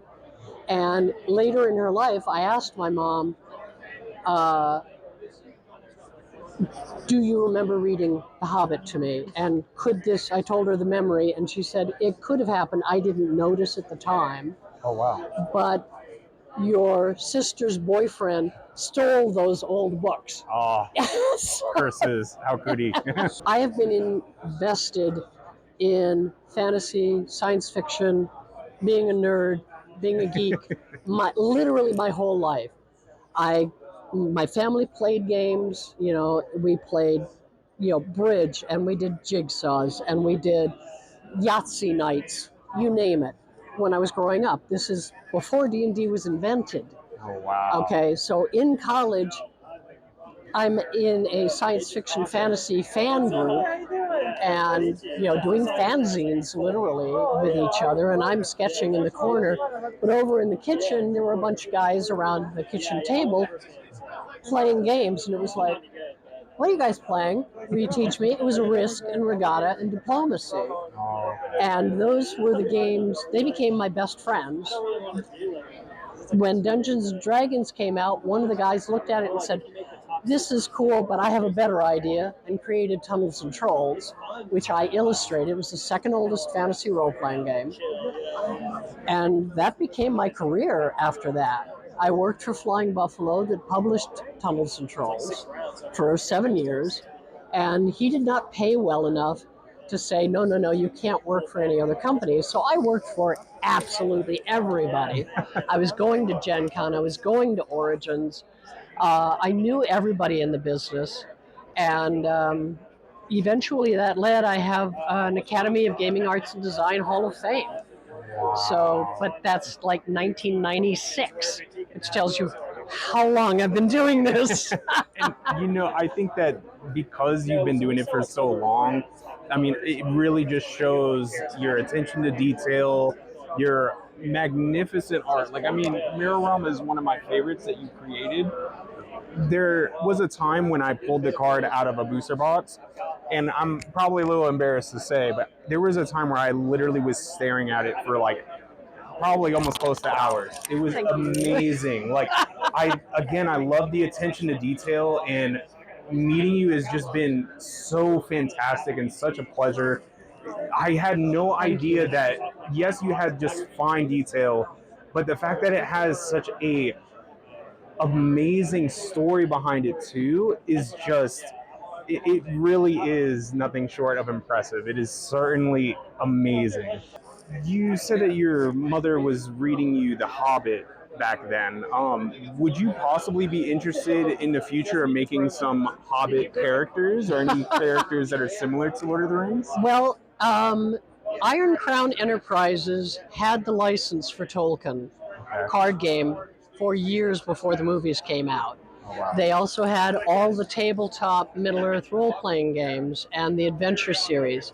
I have literally hundreds of black and white line drawings in those rule books, as well as all of the cards I could paint, which was more magic. I did more Middle-earth card art than I did magic art, and I did 36 magic cards from the earliest days. So one of the most gratifying things, I keep doing that, I'm sorry. That's okay. One of the most gratifying things that I've been told, thankfully on more than one occasion, was that before the movies came out, your hobbits are how I envisioned hobbits. Oh, wow. Okay. They were little British gentlemen in their vests, you know. And I mean, I love the movies, no mistake, but we didn't have those before. And the Rankin animated was just like, no, this is wrong. You know? This is fun, but it's wrong. Oh, I see. I have been offered an opportunity to do more Middle-earth type work recently, and unfortunately it came at a time when I was so overbooked that I was not able to take that assignment. I see. But I love just point me in a direction. I love doing Arthurian, because my first question to Erik was, which Arthur are we painting? Right. Because there's the Roman warlord from 300 AD. There's Geoffrey of Monmouth, who was where we start getting the romance and the original early tales. There's The Crystal Cave by Mary Stuart. There's Disney's Sword in the Stone. The legend of Arthur is baked into American and English in particular mythology. We can't, even if people don't know the entire legend of Uther Pendragon, they know who King Arthur is. Absolutely. They know who Lancelot is. And so being able to work in that world and bring my vision to that myth was like, yes, awesome. You know, I've already started working on the next assignment. Awesome. I know it's not Arthur. It's very different, and I'm looking forward to doing more of it. That is my first assignment this is the second of 3 conventions. I'm doing 3 weekends in a row, which is like, Power to you. Thank you. It's, chocolate covered espresso beans by the dozen. There you go. But once that sequence is over, I'm going to be spending the rest of the year doing a painting that I think has the potential to be as big and as powerful as Mirror Realm. Oh, wow. That's little, I hope so. Little breadcrumbs for you guys. There right you go. there. I'm so excited. Liz, it has been an absolute pleasure being able to interview you. And a pleasure to thank you for asking great questions. I'm glad you stopped by the booth and said, hi, do you have some time to talk? I always have time to talk. And I absolutely love that. Like, hearing everything that you said today was just amazing, and I'm going to take that with me for the rest of my life. I promise you. Thank you. And thank you again for all your hard work in the game. We all love you, and we're all looking forward to what you're going to bring to the table for future sets. I wish I could paint faster. Erik wants as much from me as I can do, and yet it's not good business for either of us. But the Sealy court took me 2 months to paint. Only 2 months? That's still And impressive. another month to do the drawing. Wow. Oh my goodness. I can't turn out paintings as fast as some of these people. That's still pretty fast in my opinion. Oh, I was telling Jeff the other day that I did some art back in middle school. Okay. And I'm still working on it today because good for you. It's so much time to do it. So I really commend the fact that you're taking so much of your time to do this amazing art, and that you're really completing it at a decent fashion, I think. And Erik is letting me and encouraging me to stretch, to try my hardest, and giving me the time to do.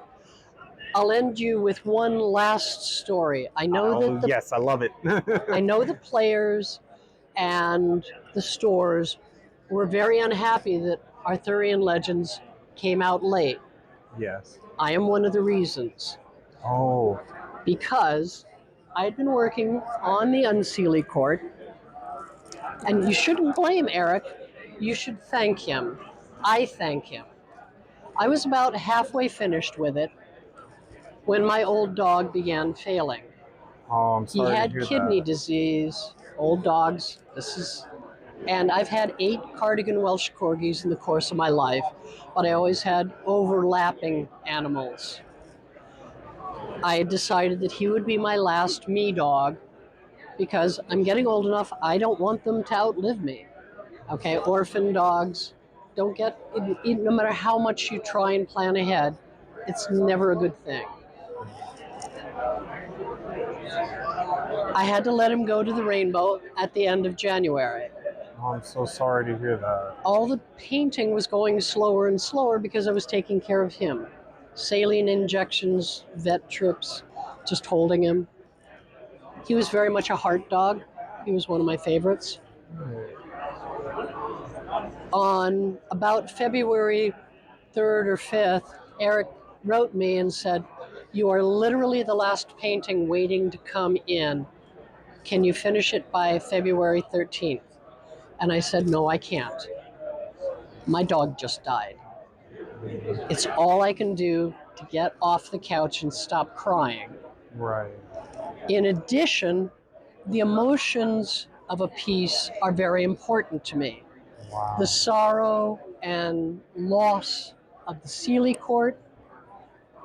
These are the elves going, you mortals screwed us. We're leaving. We're going away to the west. These guys, this is sheer malice. We're going to fucking burn it down around your ears. There will be no green sprig left. You have destroyed everything that was our world, and we're going to take as many of you with us as we can. Wow. Okay? These are the nasty elves. Right. I could not deal with those emotions when I was grieving my dog. I see. So I was sending Erik, I'm working as hard as I can. He said, take the time you need. Who says that? No business. Everybody else would have said, we're going to have to reassign this to somebody else so we can get it out the door. That is so fantastic that he gave you the time to deal with that hard time, and I'm so terribly sorry about your loss. I'm fostering now because it's good for the sheltered dogs getting a chance to get out. It means the house is not silent and empty and full of ghosts, which it was. But the reason there's a curio card is because I was sending him pictures that said, I'm working on it. It's this far along. It's this far along. I'm getting it finished. I remembered that. But there's a curio with it about like so, where this is not finished. Right. But that's why he has that curio. Wow. Because I was painting as fast and as hard as I could, but it was very, very slow. And it was weeks before I could finish the painting. And that's why Arthurian Legends is late. That is so amazing. Like when I saw that curio, I would have, like, I was wondering why they had it that way, where it looked incomplete. It was. But thank you so much for sharing that with me and sharing that with the community. I feel badly so that amazing. Erik and his crew did something wonderful and are getting crap for it. Yes. When in fact it's because he has a heart and a soul that most businesses do not. And he was kind enough to say, take the time you need. Yes, he wanted it. Yes, he was going, Liz, please, as soon as you can. And I was going, I'm doing the best I can. That is amazing. But, you know, he deserves credit instead of crap. Absolutely. And, you know, I really hate how people were putting so much negativity on that and not understanding what the artists and what you guys had to go through. So hearing that makes me feel more confident in my standpoint for it, because in the community, I was actually trying to tell people not to think so negatively. It's going to be a wonderful product. We're all going to enjoy it.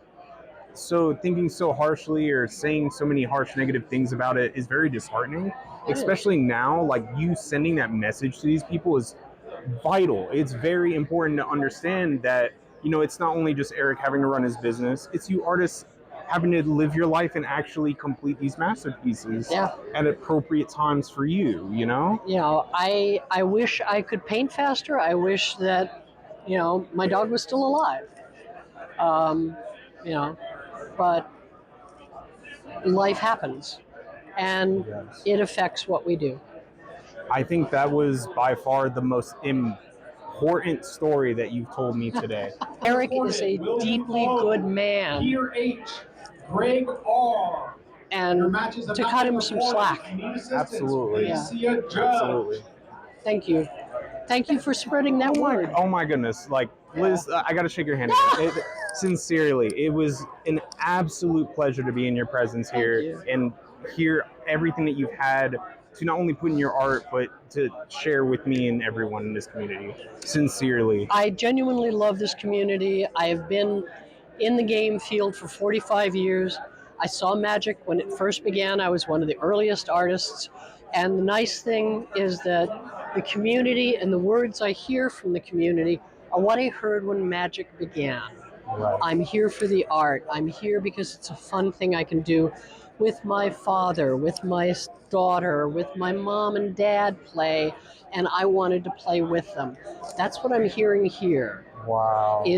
That's not what I hear I was at MagicCon last weekend. I still am proud, very proud, of things like Hymn to Turok that I did for Magic. But it has changed over the years, and I think Erik is reclaiming some of that.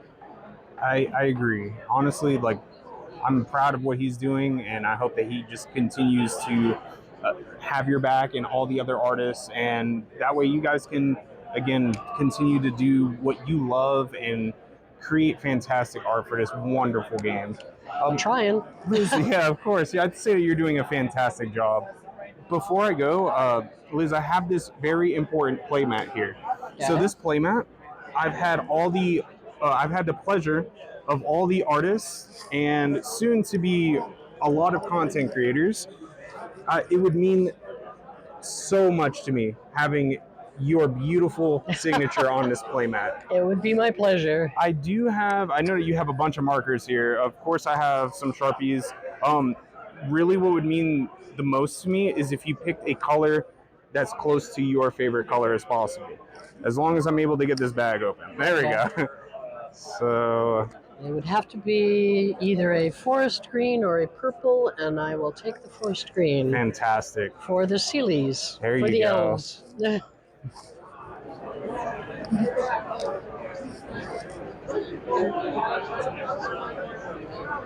And Liz, this is just off the record, not in the interview or anything, but I will be looking at your signature like almost every day, thinking about everything that you've had to share with me, and I will be rooting for you from wherever I am across the world, and I absolutely hope that wherever you are, that you can continue to make these wonderful pieces.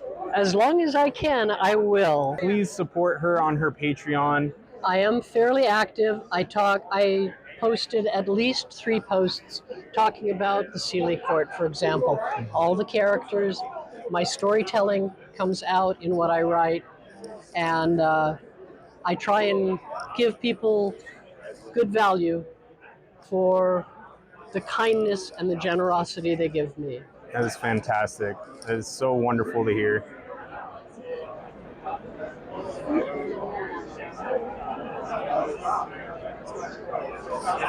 Wow. Liz, thank you so very much. It was destiny meeting Liz. I mean, just hearing her storytelling and the history that she shared with me was just amazing. I just wanted to hear more and more, and I wanted to learn so much from her.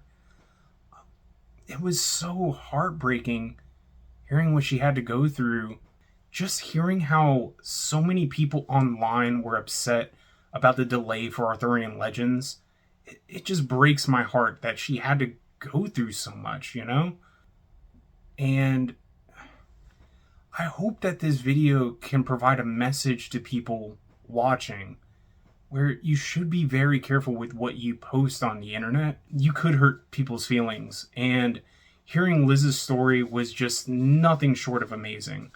I wish her all the happiness in the world, and I wish her all the best of luck in her future with Sorcery Contested Realm.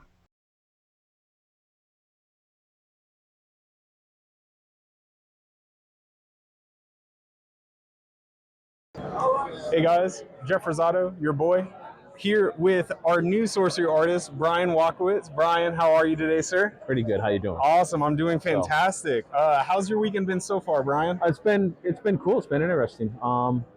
Yeah, it's I'm a little frazzled, so. Oh, okay. Yeah. How's the community treating you so far? The sorcery community is wonderful. Awesome. Wonderful. They're just like the old school. So, I've never had most of the TCG and game community are pretty awesome. So. Awesome. I'm glad to hear. Bryon is an awesome artist and has worked with various forms of mixed mediums, from pen to ink to oil, acrylic, airbrush. The list just goes on and on. But one thing is certain, he is a very talented artist, working alongside Magic the Gathering in his early days and now finding his way into Sorcery Contested Realm. He has produced wonderful forms of artwork for Sorcery, such as Band of Thieves, The Great Famine, and the mystical Druid Avatar. Did you know that Druid has completely taken over the meta in Sorcery? No.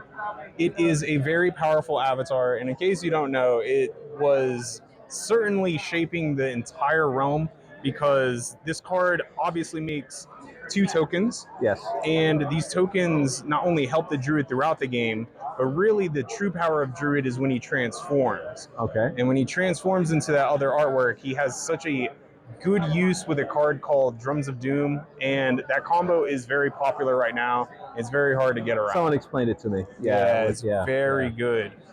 When you were designing Druid, did Erik inform you that you were going to be making 2 different forms of art for it? No. So how I got involved with sorcery, blame Jeff Meges. Blame Jeff Meges. no, I reached out to Jeff, and Jeff is so awesome and cool, and he recommended I get in contact with Erik, and because I've known Jeff since the beginning of Magic, and Erik got back in contact with me and said, "Sure, I'd love to have you," and gave me two cards. It was Druid and Magic Missile, and as a matter of fact, the sketchbook here has the original sketches for the Druid in it. My sketches, so you can see the ideas that I had for Druid. But if you page through here, and I'm all thumbs anymore, but that's the first sketch for Druid. I do 3 sketches, and I submit them to Erik and say, this is these are the ideas. Can you give me a direction? And then he'll give me a direction, and I'll do more sketches, and then he'll say, I like this one, and can you change this? And then I do the finish. So that way, yeah. And then, as you can see, the finish. So the various stages of ideas I had for Druid. And I had no idea what the game is, no idea what it was. I was just happy to be getting illustration work after about 30 years. I haven't done any, no. I was an art director for the Doomtown card game for Wizards of the Coast from 97 to 99. And I've done plenty of cards for 5 Rings and Jihad and Rage and games like Ars Magica and Vampire and Werewolf and all of that back in the day. But I hadn't done anything for like 25 years. So I was happy to get professional illustration work after 25 years. And when I did Druid, when I did the sketch, he contacted me. Erik sent me an email again. He goes, hey, can you do a bear? Because one of the sketches has a bear in the background. Oh, yeah. In the book. And I said, sure. So I started doing sketches for the bear. And then he said, can you do one of the Druid and the bear together? And I did sketches there in the book of that. And then he goes, well, can you do an owl? Because because he would get inspired by the artwork. So no idea what it was going to be about. No idea what the cards were. No idea. I had an idea that Druid was going to be an avatar, but I had no idea what an avatar was. Oh, I see. So I was under an NDA, so I couldn't tell anybody or ask anybody. I couldn't do anything. So yeah, and then Erik just kept giving me cards. I really had fun. Shelly Code, I had every card on here I had a fun time doing, and I had to approach it differently. So yeah. Could you get a few shots of like some of his cards in the binder? Now Druid's not in there because they're box toppers. I'll be getting Tawny, Bruin, and both Druids later. And so now these are all APs. So you're going to be possibly doing artworks on the back of these cards in the future? Yeah. If it gets slow enough and I can wake up enough for this convention, I'll probably start doing something here. So. Right on. So when you're making your artwork, is there is there anything that you enjoy drawing amongst other things? Like, is there something that you favoritize drawing? I like monsters. You like monsters, okay. Much like most of the people here. That's what's I up. like monsters. I'm still 12 years old. No, you're fine. That is awesome. So, yeah. But, no, it doesn't really matter what it is. As long as I'm able to take an approach to it and try to break the rigid. After a while, I found that I got kind of rigid in illustration, and I wanted to break it. And, this set is mood, so every piece I wanted the mood to be different.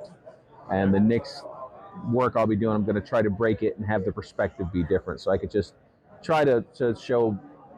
To be honest, I did these in hopes that WotC would see it and give me work again. Oh, is that right? So so I put and so if they do, they do. If they don't, they don't. I'm happy with Sorcery, but that's one of the reasons they all looked away. I was like, oh yeah, these have to be top. So that's really awesome. Do you ever use any of your family members or anything in terms of modeling? So Magic Missile is a fella that was tattooing down the street from my shop. So I had a shop on South Street for 24 years, airbrushing shirts. Wow. Once I was part of the first great layoff. And so I opened the shop up to get ends meet, and down the street is an amazing fellow who volunteered to be embarrassed by having me on a city street pose like he's throwing a baseball. Wow. And and that's who that is. It was an honor to be able to paint him. So that is so awesome. Yeah. When you have created the magic missiles, or rather, while you were making magic missiles, were there any like original? Were there any original angles that you wanted? Oh, so you actually have like other forms. That you book did. has all the sketches, the rough sketches, and some of the finished sketches I did for Sorcery in it, along with my thought processes. The other day, you actually said that this book will be for sale. Is that correct? Yes, or? at the end of it, at Sunday, someone, if they give me off me the right amount, will walk away with that book. Yeah. Wow. So one lucky individual is going to be able to own this fantastic sketch. All the sketches, yes. That is so not awesome. One. They'll be able to own not just 14. It's 3 sketches I do for each, and the ideas, and other sketches for other ideas I have. Feel free, take it to a better home. I'll buy another book and abuse that book. So that is awesome. Yeah. Now, are there any artworks in here that are going to be a part of any future sets? I don't. Only the shadow knows. Oh, I see. That is so awesome. I think that would be fantastic if someone owned that book and one of those artworks were put in a future set. That would be just fantastic. I don't know. Wow, that is awesome. Bryon, when you're making your artwork, is there any specific color tone that you appreciate more than any others? Well, because I'm insane, I use a lot of purple. Okay. Oh, why purple? So if you look in nature, you'll find that a lot of artists will put traditional artists put gray or Payne's gray, or they'll make their own black with ultramarine blue and like a burnt umber or raw umber, depending on how dark they want it or the tone. And I have a tendency of liking to use purple instead, because I think most colors shift towards a purple and then to ultramarine blue. So yeah, and I like purple. That's awesome. I like it. Not my favorite color, but I like it a lot. That's awesome. So yeah, that's just the latest fad. But it, with all of us artists, I'll go through a red phase, I'll go through a green phase, I'll go through, it all depends on my mood. So yeah, maybe one day I won't be insane, I'll be happy, and everything will be bright and pretty. I don't know. So, is there a specific technique that you go to when you're making your art? So that page is dedicated to me trying to figure out shatter and Shelly coat. Okay. That's how I do my technique. That's how I figure it out. I do rough sketches, little teeny thumbnails, try to work out ideas, and then I go from these ideas to slightly larger ones, and then... Oh, wow. So, and then...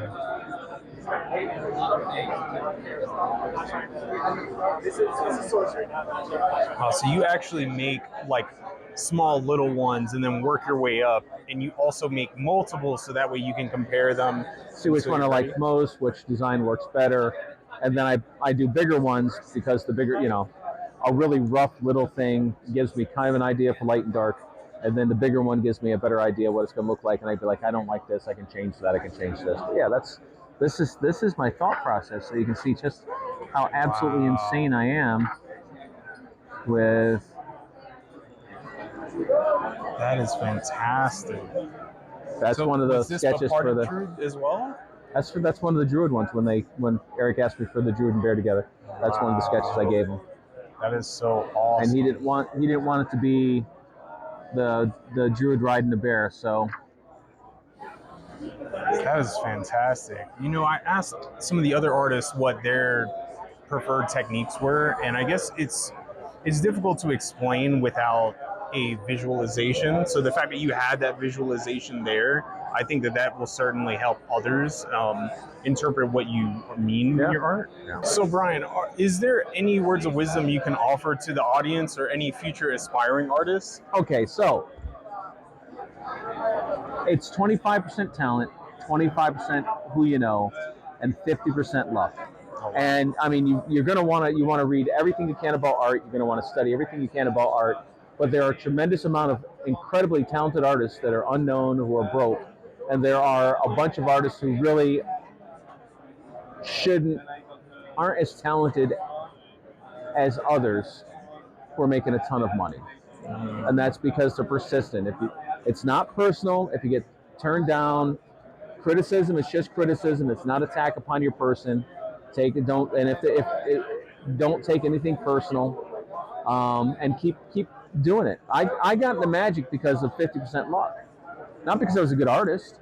It's because Richard Thomas was our art director for White Wolf, and I went to a comic book convention to drop off a piece of work, and he introduced me to Jesper, and Jesper hired me. Wow. It wasn't because I was a great artist. So, and then magic just happened to blow up. Like, it happened to go from a 50,000 to a 50 million overnight. And because Jesper had cut off the artists and wasn't hiring, we suddenly became these rock stars overnight. So it's, a lot of it's luck, a lot of it's timing, a lot of it's tenacity, a lot of it's, you have to have some kind of talent. You have to have something. But, not everyone's going to start out. The one thing that I think a lot of people, they automatically want to go to the top companies. So, and it's like, no. Phil Stone got hired because he started working for Fantasy Flight, did hundreds of illustrations, and then WotC, the Fantasy Flight art director, recommended him to the WotC art director. And that set his career. So if you want to get with the big companies, start with the small companies, start with independent guys. You're not going to get paid a lot of money, but that's okay. You're learning, So, and again, take nothing to heart. If someone says you suck, you really don't suck. They just don't know how to tell you that you still have growth that you need to do. Some people just don't know how to communicate well. I don't know how to communicate well. So I'm trying. I think that is a fantastic thing to say, and you heard it here, folks. Bryon, thank you so much for this interview. It was a sincere pleasure. Before I go, I have this very special playmat. I'm having all the artists signing it, and it would mean so much to me if you can sign it. Of course, use your favorite color, maybe that purple that you were talking about earlier. I like purple. Purple's a fun color. There you go. I do have some right here, or if you have some right there, whichever you'd like. Purple markers. My mom says not to eat the paste. My mom. Okay.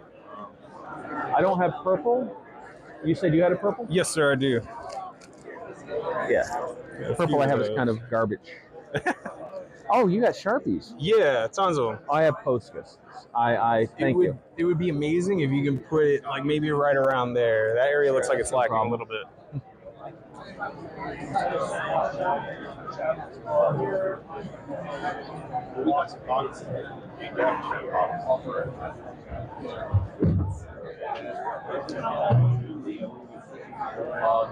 Wow. Yeah, I was gonna say that is absolutely fantastic, Bryon. Thank you so much, man. Thank you. Before we also go, is there anything that you would like to tell the fans in terms of where they can follow you? Oh yeah, lifeofbryon.com. LIFEOFBRYON. Life of Bryon. It was so cool meeting Bryon, and his reputation precedes him because his artwork is fantastic. Shortly after the interview, we were making some small talk, and he got to know more about me and my fiance, Haley. Haley told him about her occupation in robotics and technology, and I told him that I was in college, where I'm pursuing my master's degree.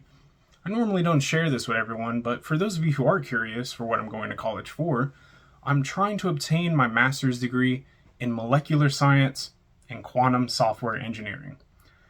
Big brain science, and it is quite the task to obtain such a master's degree.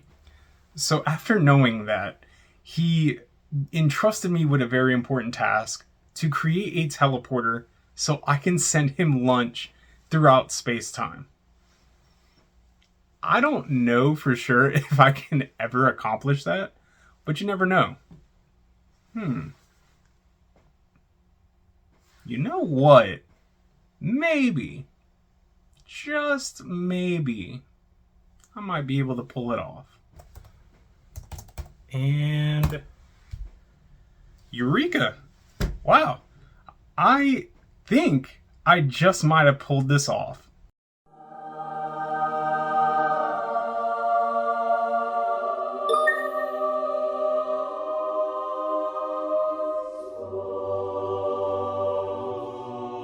Okay, maybe I didn't, but it's a thought that counts, right?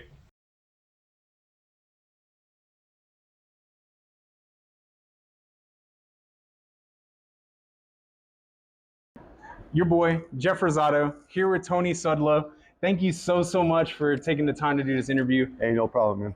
Tony is a legendary visual artist that created works of art in Magic the Gathering, Dungeons and Dragons, as well as the Harry Potter and Lord of the Rings games.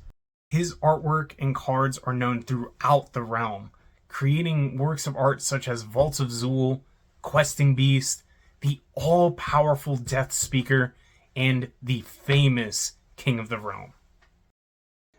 From my understanding, Tony, you actually painted yourself in King of the Realm. Is that correct? Yes, I did. It was Rembrandt was like my mentor, man. When I was like 13 years old, I saw this portrait he did, and I said, I didn't know what I would do. I just said, I want to paint. I want to be able to paint people's faces. Yeah. And that painting touched me. I was able to see it at the Uffizi this year when I went out there to teach a class. So it was amazing. Yeah, I painted myself. I like to use references. I use myself in a lot of pictures, but that painting there, I wanted to paint it in the flair of Rembrandt, but as me as the king, so that's how all that came out. Does that come with its own challenges? Like I know some artists, they enjoy painting or creating artworks that they're familiar with. Is it challenging to paint yourself?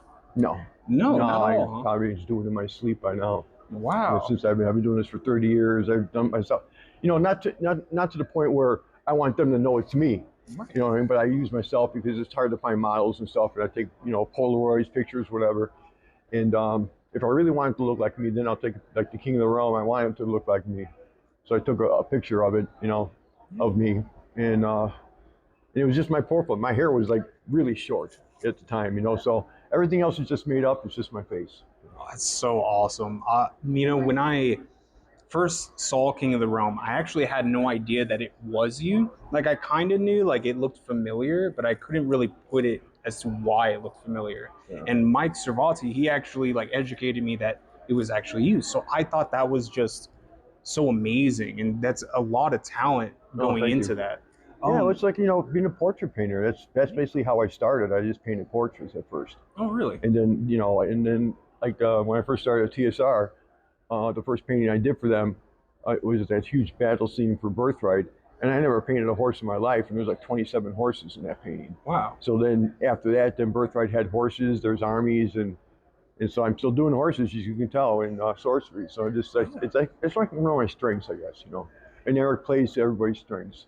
Yeah, absolutely. So he's a great art director. Yeah, I love how each artist has like their own tastes and their own unique styles, and yours certainly stands out in your art.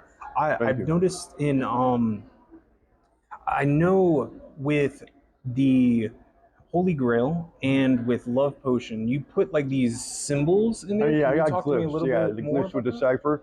Yeah, a lot of it is like ancient witchcraft and demonology and stuff. Like I study a lot of that stuff. I have tons of references and books on that. Wow. And so I actually made my own glyphs now. So I'm going to be having my own stuff going on, and hopefully people can figure out what it says. I like playing games like that where if you figure out what it says, you win a free print or whatever, something like that. Yeah.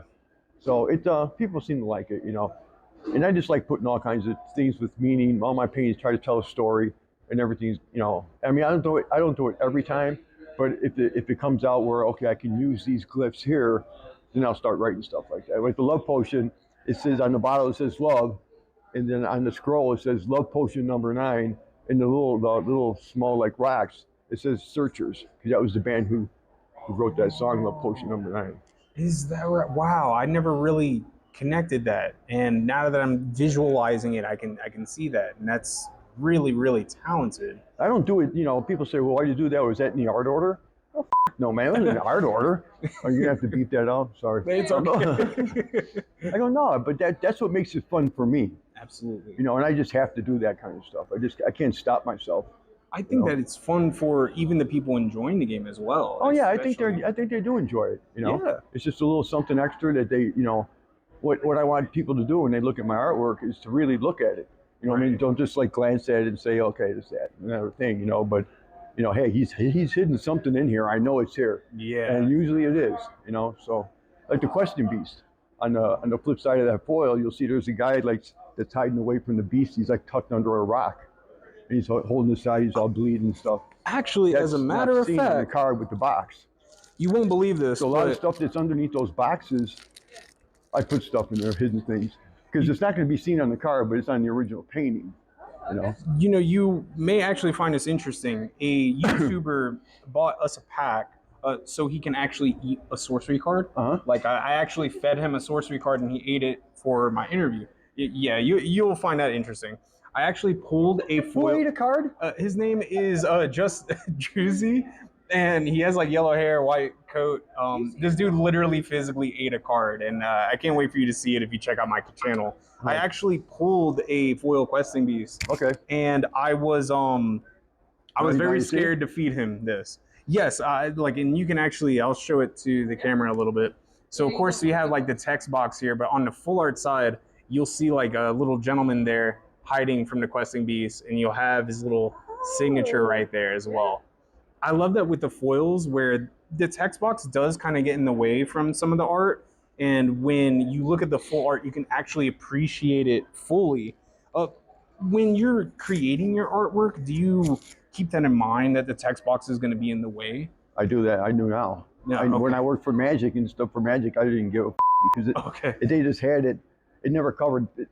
Magic, that art you see, that's the size of the art. There's nothing that goes underneath there, so they just cover it all up. But Erik wanted the art to be full bleed, and then he was going to put the boxes in there. Oh. And then with the foil cards, that was an amazing thing we did with the foils. It got raised lettering and stuff, and on the flip side, it's a full art. Right. That's like one of a kind. That's never been done before. Absolutely. And I think whoever came out with that idea was brilliant.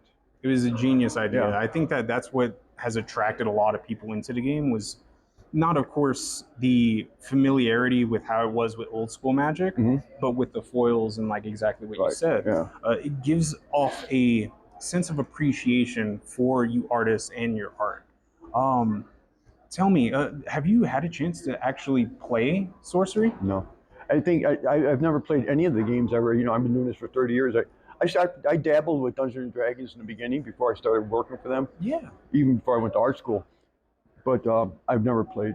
I just do the artwork. But Sorcery seems like a game that'd be kind of fun to learn. You know, it's very fun. It can be complex at times, but the only reason why I asked is because Tony, your cards are very powerful. Oh, really? Like, I promise you, like most of the cards that you've created, there is no way someone doesn't have your card in their deck. Especially with the Mighty Death Speaker.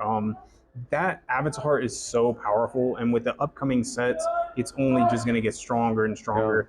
King of the Realm, essentially, like, I mean, it's exactly what you would picture it to be, a King of the Realm controlling all mortals, and it's such a very powerful card. So I don't know if Mike or anyone has ever told you that before, but your cards are extremely vital to this game. Yeah. Well, I'm glad he gives me good cards to do. Let's put it that way. Absolutely. You know, or unless, you know, the artwork, you know, he gives me the art order, which is very simple. You know, like the Death Speaker was like, give me an evil-looking sorcerer in the woods. Okay. The king, just make a king. Make it look like he's got money. The first one I did, he had all kinds of like bones. He looked more like a Viking kind of guy. So I had to change it up and change that around a little bit. But yeah, he very simple art orders. He doesn't sit there and want to put his thumbprint on every damn thing that's in there. Say, oh yeah, I made him change this. I made him change that. I haven't had to change anything. That is awesome. Know? So Erik's great as far as his art orders for stuff. You know, they're pretty simple. He lets you run with it, and then and he knows he's always going to get something a hell of a lot more than what he's just asking for. Absolutely. Because then once I get the art order, I'm like, okay, what can I do with this evil-looking wizard in the forest? And that's where the Death Speaker was born. That is so awesome. I'm glad that you are a part of this community and this game. Your artwork is phenomenal. Nothing Thank you. short of a masterpiece for each and every one of them. Thank you. I appreciate that.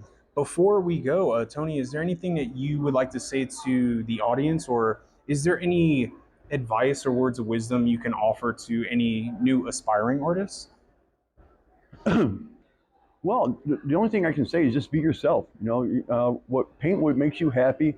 If it's in the fantasy field, there's all kinds of influences. There's a lot of great artists that work for Sorcery and all over all games, and be influenced by them. Look at it. You know what I mean? Learn from them, and just do your own thing. And I think it's just be true to your heart, your soul when it comes to painting. That's how I am, man. The way I look at it, if I like it, I won. There you go. Because somebody else is going to like it if you like it. I'm sure all the artists feel the same way there too. That is awesome. Tony, it was a sincere honor, a legendary honor to have you on this interview. Thank you. Save the best for last. Thank you. Sorry for dodging you for these couple of days. You were totally busy, so it's completely understandable. Sir, before I go, I have this very, very important special playmat. I have had all the content creators and artists sign it. It would mean the world to me to have your signature. I'll sign it, yeah. That would be amazing. And if you can sign it actually in your favorite color, and actually for you YouTubers out there, I have a little Crown Royal bag here with my pens in it. So and it's the Crown Royals right there. I'll cheers to that. There you go. King's got to have his crown. Coloring book. I'm sorry, man. It's not my greatest signature. Nah, but it's all right. It looks great. And you know what? It's your signature, and that's all that matters. Thank you so much. It was a sincere honor, man. To be in the King's presence is nothing short of amazing. But to interview him as well and to toast his drink is absolutely legendary. It was so awesome meeting Tony, and I cannot wait to see what he does for Sorcery next. So after interviewing all the fantastic artists, it was now time for me to move on to our talented content creators. And I didn't do too much research for each of them, so I do apologize for that.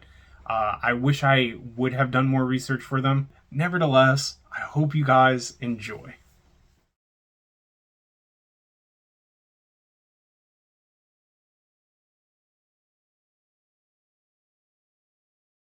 Hey guys, I'm with Jeff Rosado and I'm interviewing him for SorceryCon. This is really exciting. We're all in Vegas, we're having fun, we're talking collection, we're talking cards. Your boy Jeff Rosado here with Ivan Fuchs. My man, thank you for doing this interview with me. How's your weekend been so far? It's been awesome. Actually, I've been happily surprised with all the interactions with so many people. There's like 14 artists here. Oh yeah. And the organizers are dope. And it's awesome to just, meet a bit in the flesh, because I know a lot of people are struggling to meet players around. And so this is just an awesome opportunity. I've had a wonderful time. Yeah, it's freaking amazing to meet you here. I obviously follow you in the community, and I pay attention to your awesome collection in your YouTube channel. Of course. So are you competing in any events this weekend? So originally my plan was to, but I've miserably failed. This morning was the main event, and I woke out of bed too late. I brought my decks with me, so I am going to be playing, but not an official event. Oh, well, that's all right. Maybe you can at least squeeze in some games while you are here, right? I'm definitely going to do that. I'm excited to. That's really fun. Now, are there actually any cards that you are missing that you're looking to obtain this weekend? Yes, of course. There's plenty of cards I'm missing. Arthurian Legend just came out. I'm still missing not all the, but quite a few of the Curiosa and the Gilded cards, which I'll be hunting for. Nice. I did manage to do a few trades. And then that's exciting. And I'm, it's mostly meeting the community, trying to hunt down, show them that I'm not just an evil flipper. and that's that. No, that's awesome. Are there any specific deck archetypes that you favor amongst others? Gaming. I have two decks. I have the Avatar of Air deck and the Pathfinder deck. So far, I prefer the Pathfinder one. I want to be testing more of the Arthurian legends. I know Templar is really hot. Oh yeah. I saw Druid is quite powerful, but I think I prefer the mechanics of the Witch. And of stuff that I've never tried that I'm just curious about is Battle Mage and Death Mage. Oh, awesome. So that's what I'm curious about in terms of gameplay. Oh, cool.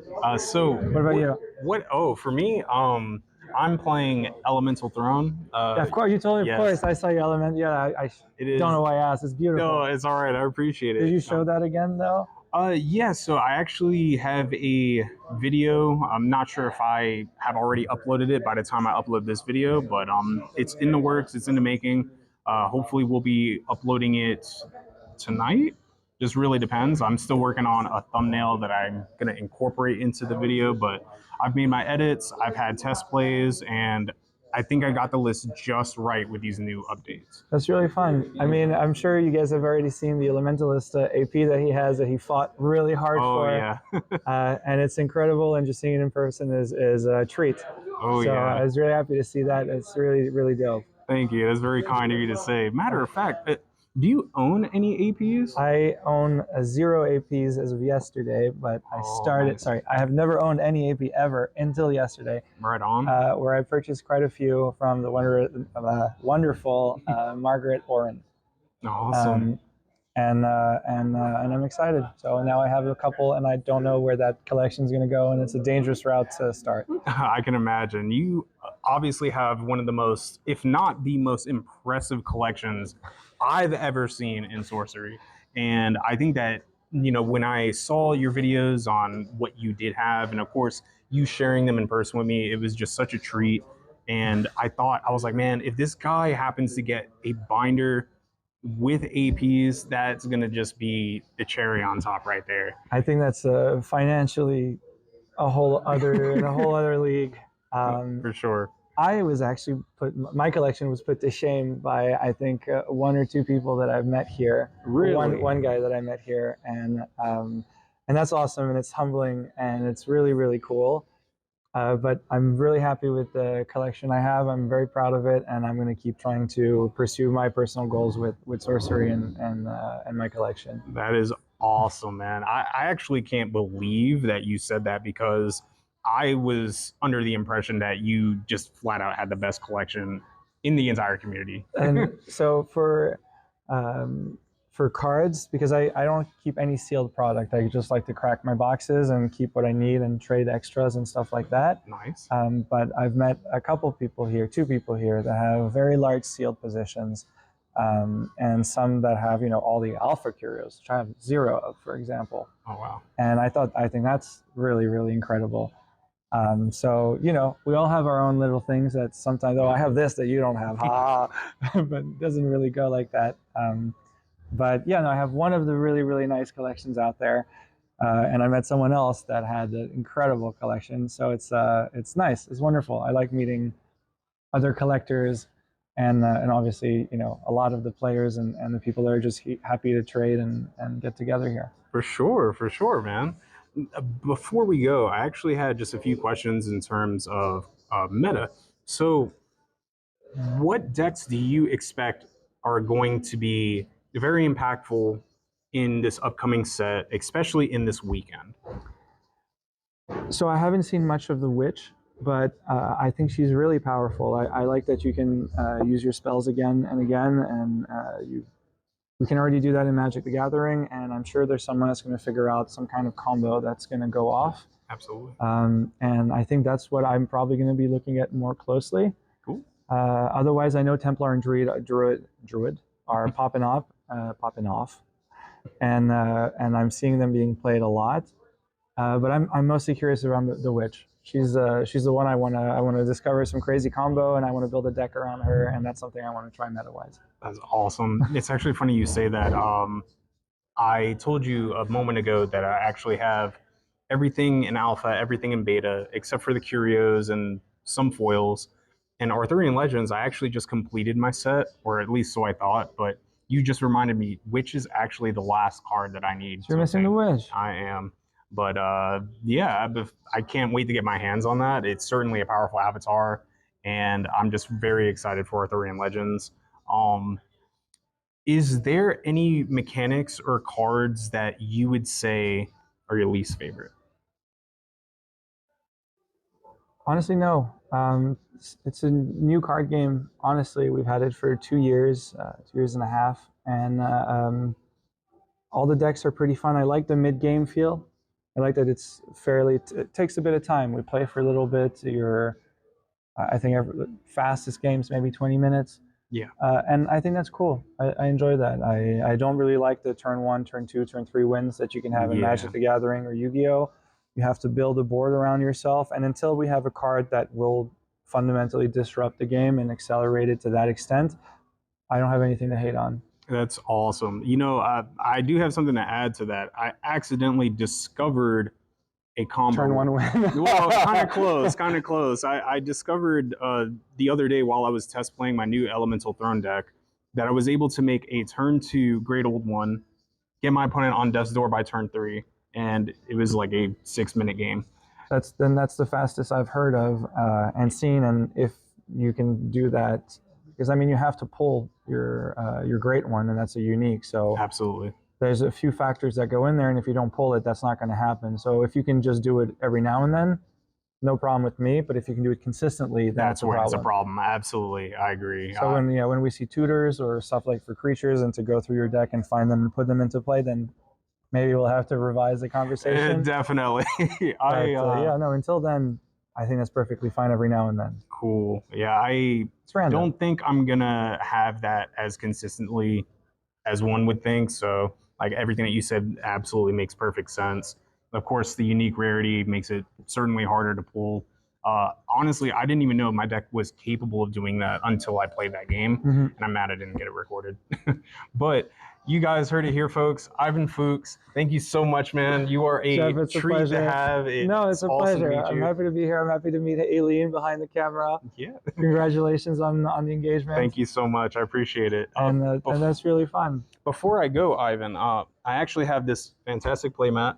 One that What is it? Show me. Yeah, so I came here. Oh, this you got weekend. it signed. I got it That's signed dope. by all the artists. That's a dream. Of course, I have yours truly written on it. Of course. And Ivan. That's a really nice signature you have. And you know what is going to make it nicer? Oh, you don't want my signature on this, bro. I do, because you know what? You have real people on here. It is all right. Ivan, listen, man, I am trying to get all the content creators as well to be a part of this legendary playmat, etching their history into this playmat. Super happy to bless you with my horrible signature. It is all right. If you could sign it with your favorite color, as close to it as possible, that would be awesome. Perfect. This is all from my memories. And that's all what this game is about. There we go. Very simple. Freaking awesome, dude. Thank you so much. There we go, and a little heart. There we go. I absolutely love it. Thank you so much, man. It was a pleasure talking with you. And you too, guys. That's really cool. I love the playmat. That's Thank super you. fun. I appreciate it, man. Ivan was literally the coolest dude there. Like, period. His collection just blew me away, and I was really impressed by how awesome and how kind this man was. I'm so glad we're friends now, and I'm super happy we were able to meet in person. I invite you to check out Ivan's YouTube channel, where you can check out his amazing collection at Trading Card Game Completionist.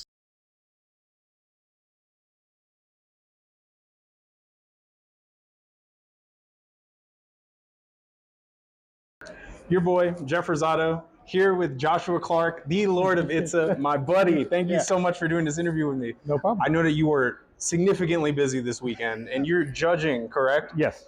How has that experience been for you so far? No, it's been great. I mean, you know, it's really nice with the sorcery community that we have, one, a lot of new players, and two, we have a community that really wants to teach people the game. Right. So there are a lot of people who actually can help with the rules. They don't necessarily require a judge. If we do get something very contentious, you know, they call us over, but they're very affable, very amenable to let us talk it through. With the new set, it's a bit tough. I'm sure. Potentially have some missed calls. Try to avoid those at all costs, but sometimes it happens, especially with the new set. So. For sure. I actually know that the league has made a new comprehensive rulebook. Have you had any issues with, I know that those rules aren't quite official and they've been adapted to the tournament at the moment, but has there been any issues with those rulings yet? No, not yet. No, there's enough. One, it's a limited event. So, we're not seeing the really high-end interactions you can get in a constructed event. I guess that makes sense. Okay. Yeah, you do get weird stuff. Okay. But not necessarily some of the higher-end stuff that you can get with a constructed event. But it's more weird than not. So, we're not dealing with those things where two players are playing smokestacks or something like that. Right. Yeah, that's a headache when they tried explaining that to me. I don't fully quite understand it exactly, but I'm sure by the end of this weekend I'll have a good understanding of that. Yeah. So you've been playing Sorcery for quite some time now, yes? Would you say that or rather, what's your favorite format to compete in? I prefer drafting. Oh, you do prefer drafting? Yeah, I love drafting. I don't know why that is, but just when I draft, I enjoy being able to use cards that I would never use in constructed. Oh, right. You have to I could really use this to do something nuts. So that's what I like. That's honestly really fair. I never really looked at it from that perspective, and that's so true. With the artists here and all these people, I mean, you have to tell me, how do you manage all the chaos? I mean, technically, I'm only here to judge, but I have been helping with other things, awesome. Which I'm happy to help with. So it's just do it. That's it. I'm not the top guys. So those guys have more headaches than me. I'm just here running around trying to help everyone as best I can. That is awesome. I see you run around a lot. I have seen you run around a lot this weekend. So power to you. I wish you a fantastic rest of your weekend. And of course, good luck with judging and everything. I did want to take the time today to say that it has been a sincere honor to meet you in person. I don't know about that. No, for real. From me personally, when I first started watching your YouTube channel, everyone has their own little unique thing that they offer to the community. And I think of your channel like the news for sorcery. You're so well dressed when you're in your video. You're always posting videos right there when we need them about all the new updates, what's going on in the community. And that is just so vital. And I wanted to take the time personally to just thank you for all your hard work. And it's such a sincere honor. Of course. To do it. Yeah. I have this fantastic playmat here. You might have seen this. So I obviously, yours truly signed it. Yeah. And I've had all the awesome artists and all the people that are involved with the community as far as YouTube. And it would mean so much to me to have your signature on this. Sure. Awesome. Yeah. I would just recommend, if possible, just pick whatever is your favorite color. It's got to be purple. Oh, there you go. Okay, you're the second purple. It has to be purple. There we go. Yeah. Right on. Yeah. Is that actually why you wear the purple shirt? Oh, yeah. Most awesome. of my dress shirts are purple. I have a few, but the few that I do have that aren't purple match with purple. So. Oh, I see. That's so cool. Amazing. I'm getting goosebumps. Josh, thank you so much, man. No Best problem. of luck with everything. Keep on contesting the realm. It was an honor to meet the Lord of Itza, and it was just so awesome when we ran into each other in that shuttle. At first I didn't quite recognize him without the suit and tie, but shortly after we got acquainted, it was just so awesome to be able to meet him. I absolutely love his content, and I cannot wait for him to make more. And of course, I invite you to check out his channel at Lord of Itza.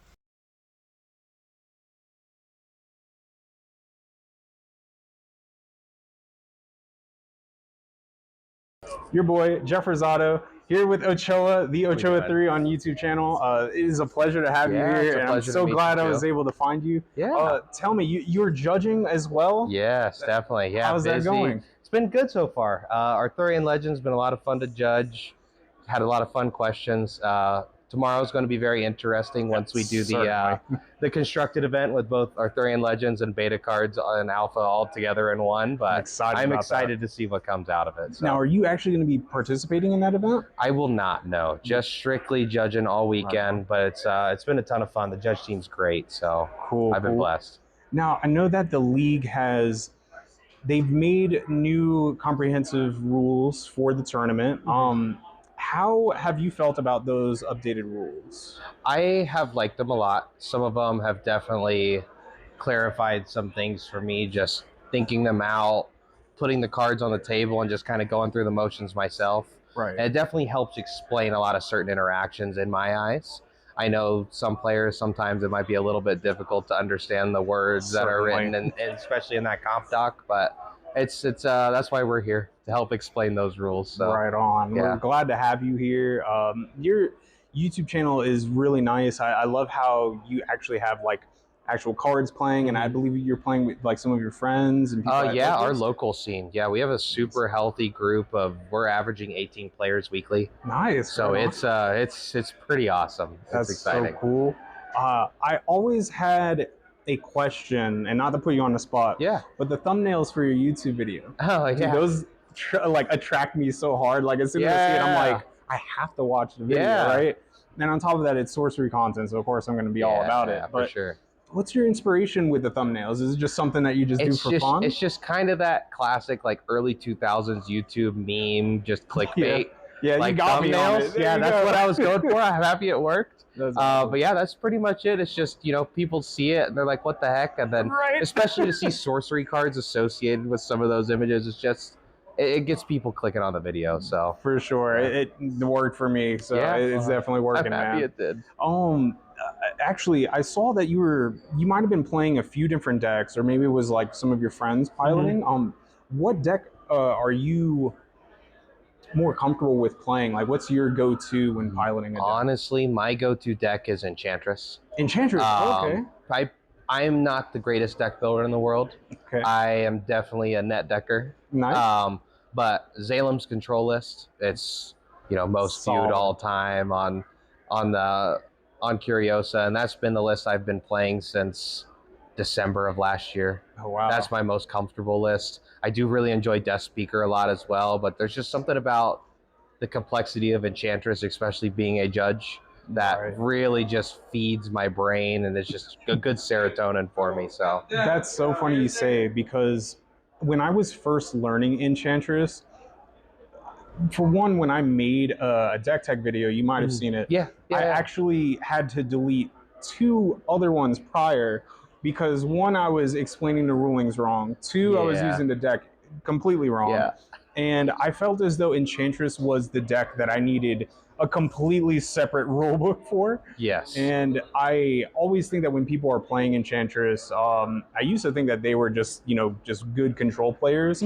But I think it's also just for the fact that it's just so unique. Yes, and is definitely. that kind of what you enjoy more than control? You just enjoy the uniqueness? Honestly, both. I've been such a control player my entire life, just in TCGs. Everything from, you know, Magic. You know, I dabbled in a little bit of Altered. I know that's kind of one of the newer games. But yeah, I've always been a control player. That's been my jam. But also the uniqueness. Back when I was playing a lot of Commander and Magic, I had an Enchantress themed deck. Essentially, I just turned all my enchantments into minions. So it was my favorite list to play. So it just felt super suiting to find an avatar like that I could rock. And especially with all the new auras in this set, there's just so much play wiggle room. Absolutely. Being able to play some of the land destruction auras. Oh yeah. Casting charge and being able to just start using them instantly. That's so cool. I gotta brew something around that, but we'll see what comes. So. Well, I look forward to that. Thank you so much for your time, and I appreciate 100%. it. Before we go, I have this very special playmat here. I have been having all the artists and all the content creators sign it, and it would mean the absolute world to me if I can get your signature on this. 100%. Wow, that's a nice signature right there. Thank you so much for your time. I appreciate 100%. it. It was so awesome being able to meet Nich Ochoa. It was so funny because months ago, I had commented on one of his YouTube videos, giving him a thumbs up because it was great content. And he said it was so awesome being able to hear from me that he really wanted me to actually make it to Vegas. Back then, I wasn't so sure if I was going to make it, but boy, am I glad that I did. And I have no regrets whatsoever. I told myself that if I were to make it to Vegas, I would find him and I would definitely get him on an interview. And I'm so glad I did. Definitely go check out his channel at Ochoa3 and definitely see all the awesome gameplay videos he has. I promise you, you won't be disappointed.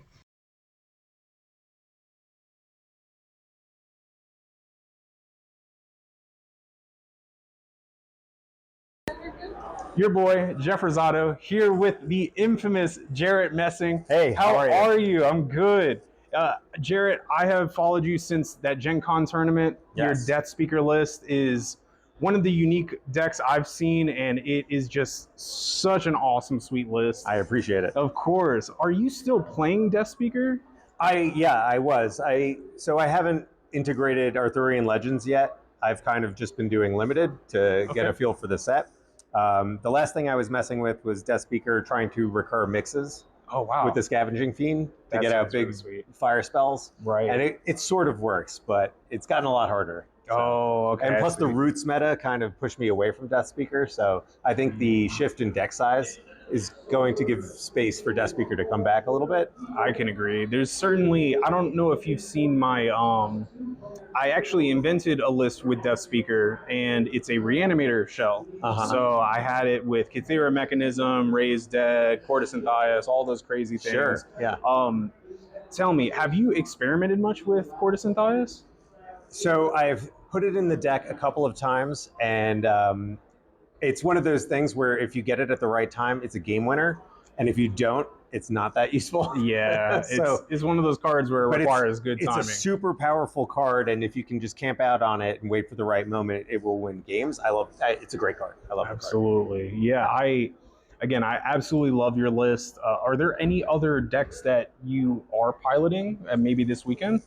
So this weekend, I'm only doing limited because Arthurian Legends, by design, is an excellent limited format set. So I am doing the main event today, which is just sealed. And then I did a sealed last night, and hopefully, if I qualify, then I'll be doing draft. If I don't, then I'm doing a sealed box. And yeah, so I've never done that before. So I decided to buy that ticket just because I don't think I'll ever have an opportunity to have so many people buy boxes and then crack them for deck construction. So the only Arthurian Legends deck I've made so far is Spark Mage, because Spark Mage got so many great spells that just slot right in. So my simple mind could only manage that so far, but we'll see. Okay, cool. Tell me, do you still have that print that you won at Gen Con? I won the original Mix Ignis. Oh, it's like the actual original? It's the original art, yeah. Holy crap. Yes. I thought it was just like a print, but you actually have the original painting? Yes, the original painting, like a bandit. Wow. Yeah. Oh my God. Like, so you First still prize, have it. best prize, out. Now I'm retired. That's it. There you Done. go. And you still have the painting, I right? do still have the painting, yes. That is awesome. I would be loath to part with it. I love that painting. It's beautiful. Elvira does amazing stuff. Absolutely. As a matter of fact, of course, she is here today. I know. I haven't met her. So You I have haven't to- met her? No, I'm going to soon. Oh man, she's just such a sweet and legendary artist. I absolutely adore her.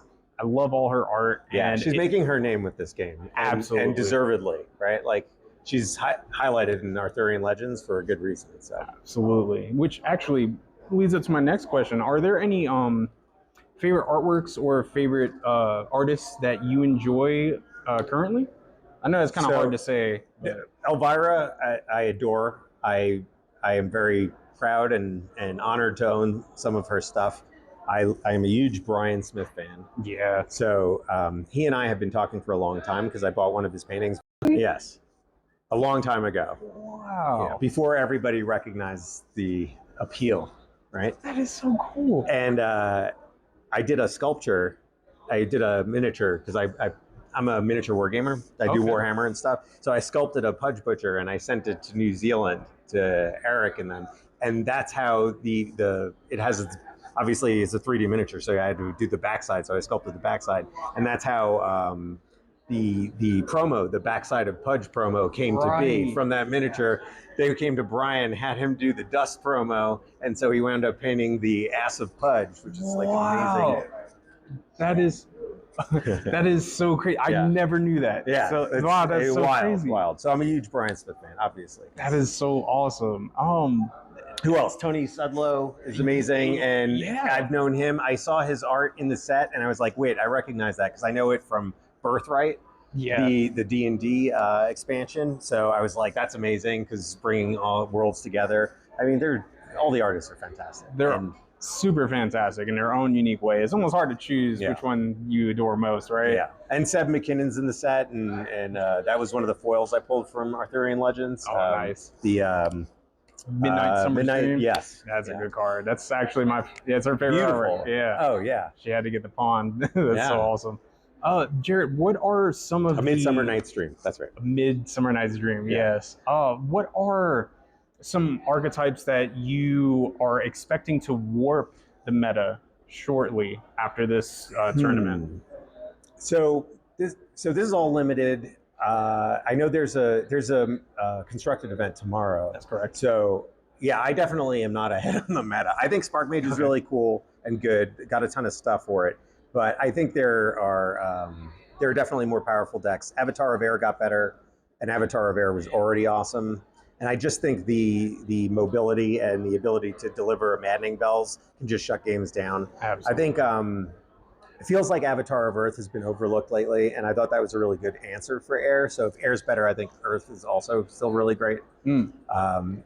So Roots is probably out, maybe. Yeah, it's like there, but it's not gotten like a little weaker. Yeah.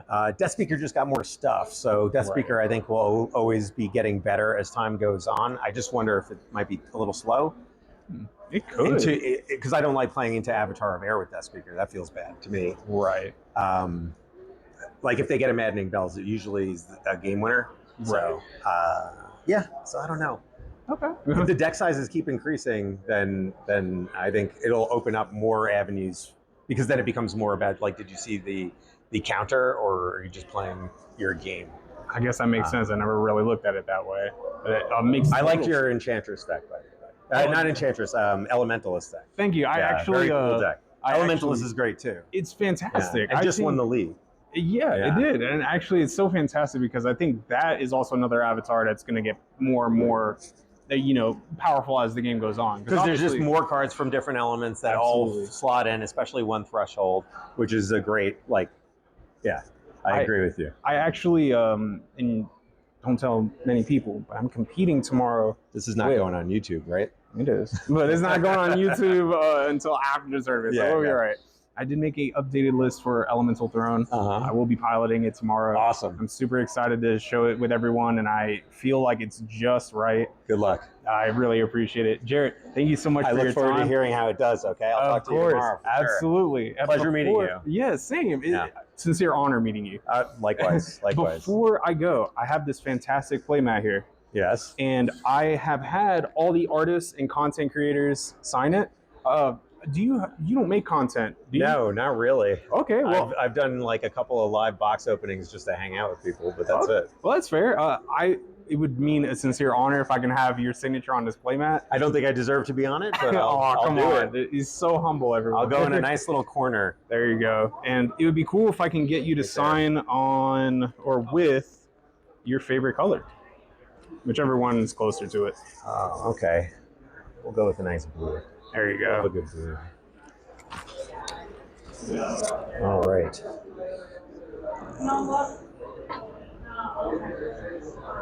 Do the opposite of a John Hancock. Here, should I draw a little anger worm? Yeah. Oh, dude, yes, please.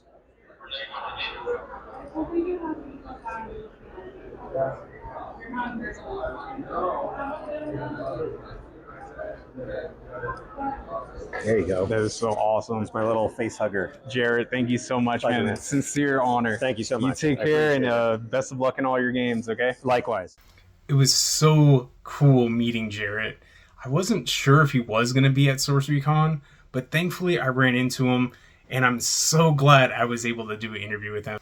I mean, come on. Sorcery's first ever champion. There was literally no way how I wasn't going to have an interview with him if I did spot him. And thankfully I did, because I had such an amazing time being able to meet him. His deck lists are so sweet, and he is a really awesome guy.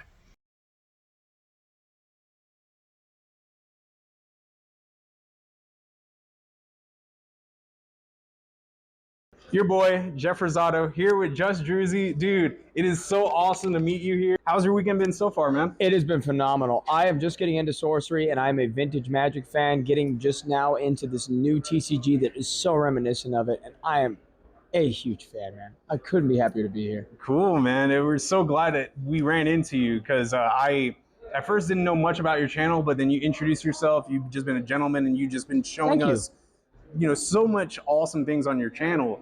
Can you tell for the people who don't know what you're famous for?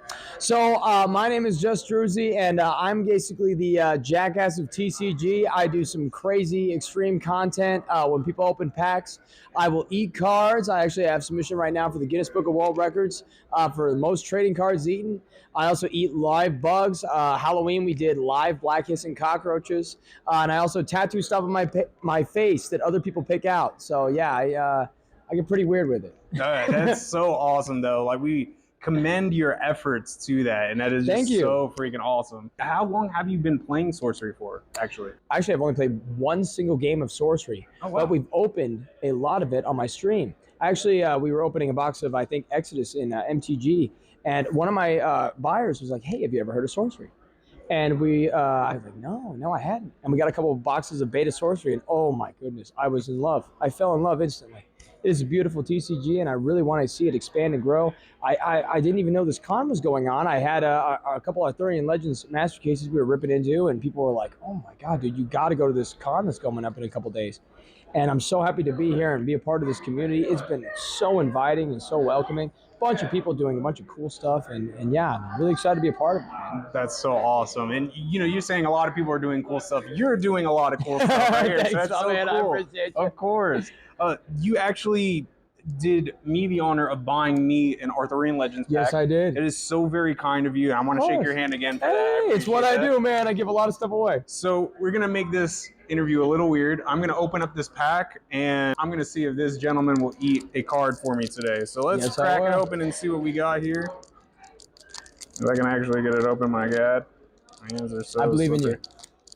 It's honestly a technique. Once you open enough of them, I don't know. It just just goes like butter. becomes easier after a while. Oh man, so many people are probably judging me right now, but that's all right. All right, so let's see. Oh, okay, what do we got here? We got the Iron Man Talus, Snowball. Nice. I see a foil, man. Oh boy. Pebble Pass, Lightning Ball, Ball Lightning, and a foil Questing Beast. Oh no! Oh man, honestly, I may have to hold on to that one. We'll see. Let's keep going. You can pick a card for me. Hamlet's Ablaze, Shelly Coat, Charge, Burning Hands, The Awesome Pond, Thieving Magpie, Helpful Hob, Keening Banshee, and Field Labors. I ain't gonna lie though, I am probably gonna hold on to that for my No, for deck. sure. So But I'm you know known what? as the Stormcrow guy from MTG, and I see a Thieving Magpie in there. Which is Yeah, very you wanna eat a magpie today? I would love to eat a magpie for There you go. All right, good call, baby. Just Druzi. Check me out, guys. I really appreciate y'all being here. For the interview, Absolutely. No way, bro. I will swallow this. Get out of here. Man, thank you so much. It has been so nice being able to know you and getting you on this interview. Good luck with any future games that you're going to play. Good luck with your content. And if you pull some awesome cards, definitely enjoy the nutrition that comes with them. A lot of fiber. Oh, yeah. Before I go, man, I have this fantastic playmat here. I actually have all the artists and content creators signing it. It would be a sincere honor if I can get your signature on this playmat, bro. It would be an honor to sign it. Right on. All right, good call, baby. Let's go, let's go. Just Druzi. Jeff Rosado. Nice to meet you, bro. Of course, man. I've been doing it full time for 4 years now. I gave away $100,000 of stuff last year. Come check it out. Get some giveaways in there, man. Just Druzi Drip Shop Live. I appreciate y'all so much for the interview. Of course, man. Maybe come in for some content sometime. I snort wasabi too. I don't know if that's your fantasy. Oh, dude, yeah, I'm all about snorting wasabi. Yeah, let's do Thank it, you my so man. much, and I Thank you, my appreciate man. y'all. We'll see y'all on the next one. Good call, baby. I cannot believe I got the world record holder for consuming the most TCG cards to literally eat a sorcery card on my channel. Please do not try that at home, guys. It was just so awesome being able to have him do that, completely unplanned. But regardless, it was so awesome being able to meet Druzi. He is a genuinely kind-hearted individual with a heart and passion for TCGs. Maybe a little bit too much of a heart and passion for it, but nevertheless, this guy has some amazing content. Definitely check out his YouTube channel at Just Druzi, and I promise you, you won't be disappointed.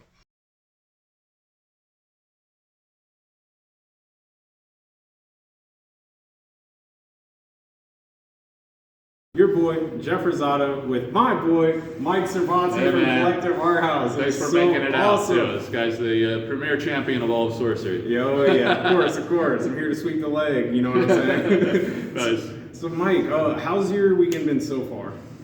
Really good, really crazy. So I got in around 11 yesterday, Friday morning. Event started around 10, so I got into the venue like right after lunch. Like we were talking beforehand, it was a little quiet yesterday as people were settling in. It's a work day, Friday, but today it's freaking jammed, you know, end to end, all the tables, main event going on. Artists are killing it. 14 artists, altorists. It's a lot of fun. It's very rowdy in there, that's for sure.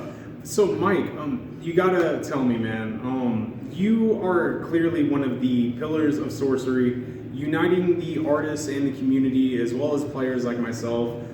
Tell me, man, how do you do it? I don't know if I unite players. Some people would contest you on that. Please, but you wrote a good article for collectorarthouse.com, so we get more of those going. But oh, yeah. Yeah, so I think, how do I do it? What's the question? Yeah, like how do you manage being able to interview all these people? Because I look at your channel as like the Joe Rogan of sorcery. Like you just do all these awesome podcasts, and you just have so many guest artists on your channel, and of course players like myself. How do you manage it all, man? Yeah, I really like the live format. So it's funny you say Joe Rogan podcast. It's recorded, but it's got kind of like a live dynamic, impromptu, unscripted. Right. So yeah, I mean, I just like when I started the website because I wanted to interview the artists, and after I did that, I kind of built some rapport and kind of like almost like a friendship with them, I guess you could say. And then we just kind of kept talking, and then. I don't know, I just had relationships with a lot of the artists, so that became kind of my niche and my thing. I'm really into the art of the game, and that was my role in the con here too, to try to get as many artists. I had a budget of 10 artists, and we have 15. 14 in the altarist. So we did some like kind of fundraising type initiatives and kind of sponsorship of a few additional artists to get out here. But yeah, that's just my thing, man. I like the art of the game, and it's a great game too. It is. I was actually going to ask, were you connected with any of these artists before sorcery? Zero of the artists. Oh, and actually, so when I first approached them, I had no YouTube channel, no nothing. I didn't even know how to make a website, honestly. Okay. I had to YouTube the hell out of what a domain means, the most embarrassing basics, and then how to build it itself. But I figured, it might be awkward. I wasn't used to being on camera for YouTube either, so I figured I'd do written Q&A, so I better figure out how to make a website. And I didn't want to bother the artists. I figured they're high-profile celebrity types, that don't want to be bothered, and why would they want to talk to me even at all? So I just kind of chipped away at a few of. I think I played Magic as a kid, so the first few I reached out to was the Jeff Meges, Alan Pollack, Liz Danforth I talked to, but I never actually formally interviewed. And then it became really exciting meeting the new artists and finding out I had some level of expertise to offer them because I played TCGs and I could tell them what the TCG industry was like, and they were brand new to that, but they were experts in the art aspect, so we kind of learned from each other. That's awesome. Yeah. So are some of the artists here today your first time actually meeting them in person? First time in person, yeah, several. So some, we've been talking to each other for 4 or 5 years now. Oh, wow. On social media, on the phone. I talk to a lot of artists on the phone as well, but meeting in person is very, it's almost very natural because I feel I've known them for so long. Right. Just through casual conversation through the phone or internet or whatever. Actually, it's funny you say that. When I was meeting the artists and of course all the content creators, it just felt so welcoming and so natural. And when I ran into Josh, when we arrived at the airport, we were in a shuttle and we ran into each other, and I was like, wow, I'm in the presence of a celebrity, And so when I was interviewing some of the artists, I was very nervous, and when I actually got to know and understand their backstory, I learned so much and I was humbled, and it almost just felt like they were just a long lost best friend, kind of like you know what I'm saying? Because we've been a part of the YouTube and being a part of the community and shaping it in the way that we could, and so it's just really awesome being here to meet you and the artists, and I gotta commend you for all your hard work in making most of this happen, man. It's phenomenal. No, I mean, it's a good point too. All the artists are just people too. They just have an incredible gift, or they've honed their skill and craft over many years, like we do in our respective professions. So they have, it starts with talent and then just hard work and determination, which is something I greatly respect and admire that they have the ability and the drive and the passion to do that. But yeah, you made a good point that they're all very personable and approachable. So I've heard like some of the feedback I've gotten from some of the attendees here is that they're intimidated coming to a con with like all these people, a lot of introverts and TCGs, just like game and small LGS comfortable communities. So going to a big event can be intimidating, but also like approaching an artist can be kind of awkward, or you perceive them as like a big brand personality, like or celebrity personality. Right. But when you talk to them, they're just regular people, super personable, very approachable, very nice. I'm sure that was your experience. Absolutely. Approaching To the their T. tables, asking for the interviews. Yes, absolutely. Yeah, they're happy to do it. And honestly, I am beyond happy that I was even able to make it out and attend. I know that we were working on the Collected Art House Academy team, so we're gonna, team, man. of course, we're gonna put people in their place, deliver the people's elbow on them. It's gonna be great. Yeah, what's funnier than like an art guy sponsoring a game player team? Right. Exactly. Absolutely. Actually, I heard from a little birdie today that you were undefeated in Sorcery. I did get some premier training from Angerworm, also known as Jared Messing. So he was the winner of the first Gen Con and happens to live like an hour north of me. I'm in Northern Virginia, he's in Maryland. Nice. So it's like on the way to my mother-in-law's house. So I was like, oh, one of these weekends, I'll go up, I'll stop by your place, you can teach me the game. So I played him with the pre-cons one-on-one. And I took the win. I got the title. My man. So I got the bragging rights. The people's champ right here. That's what I'm talking about.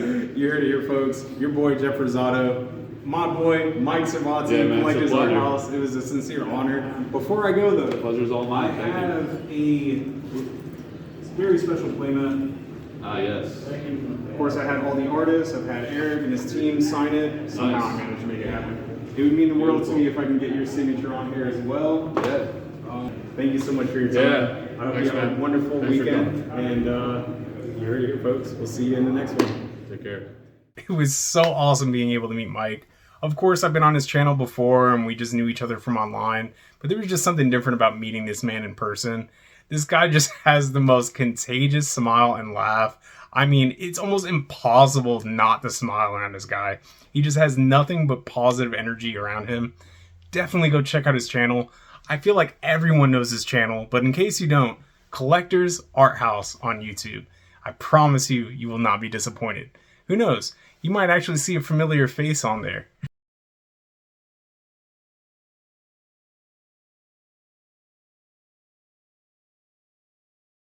Your boy, Jeff Rosado, here with Drew and Chase from Sorcery Contested Realm. Drew. What's up? Chase, it is awesome to meet you guys here. Thank you so much for doing this short little interview with me. Of course. Tell me, how has the event been for the weekend so far for you guys?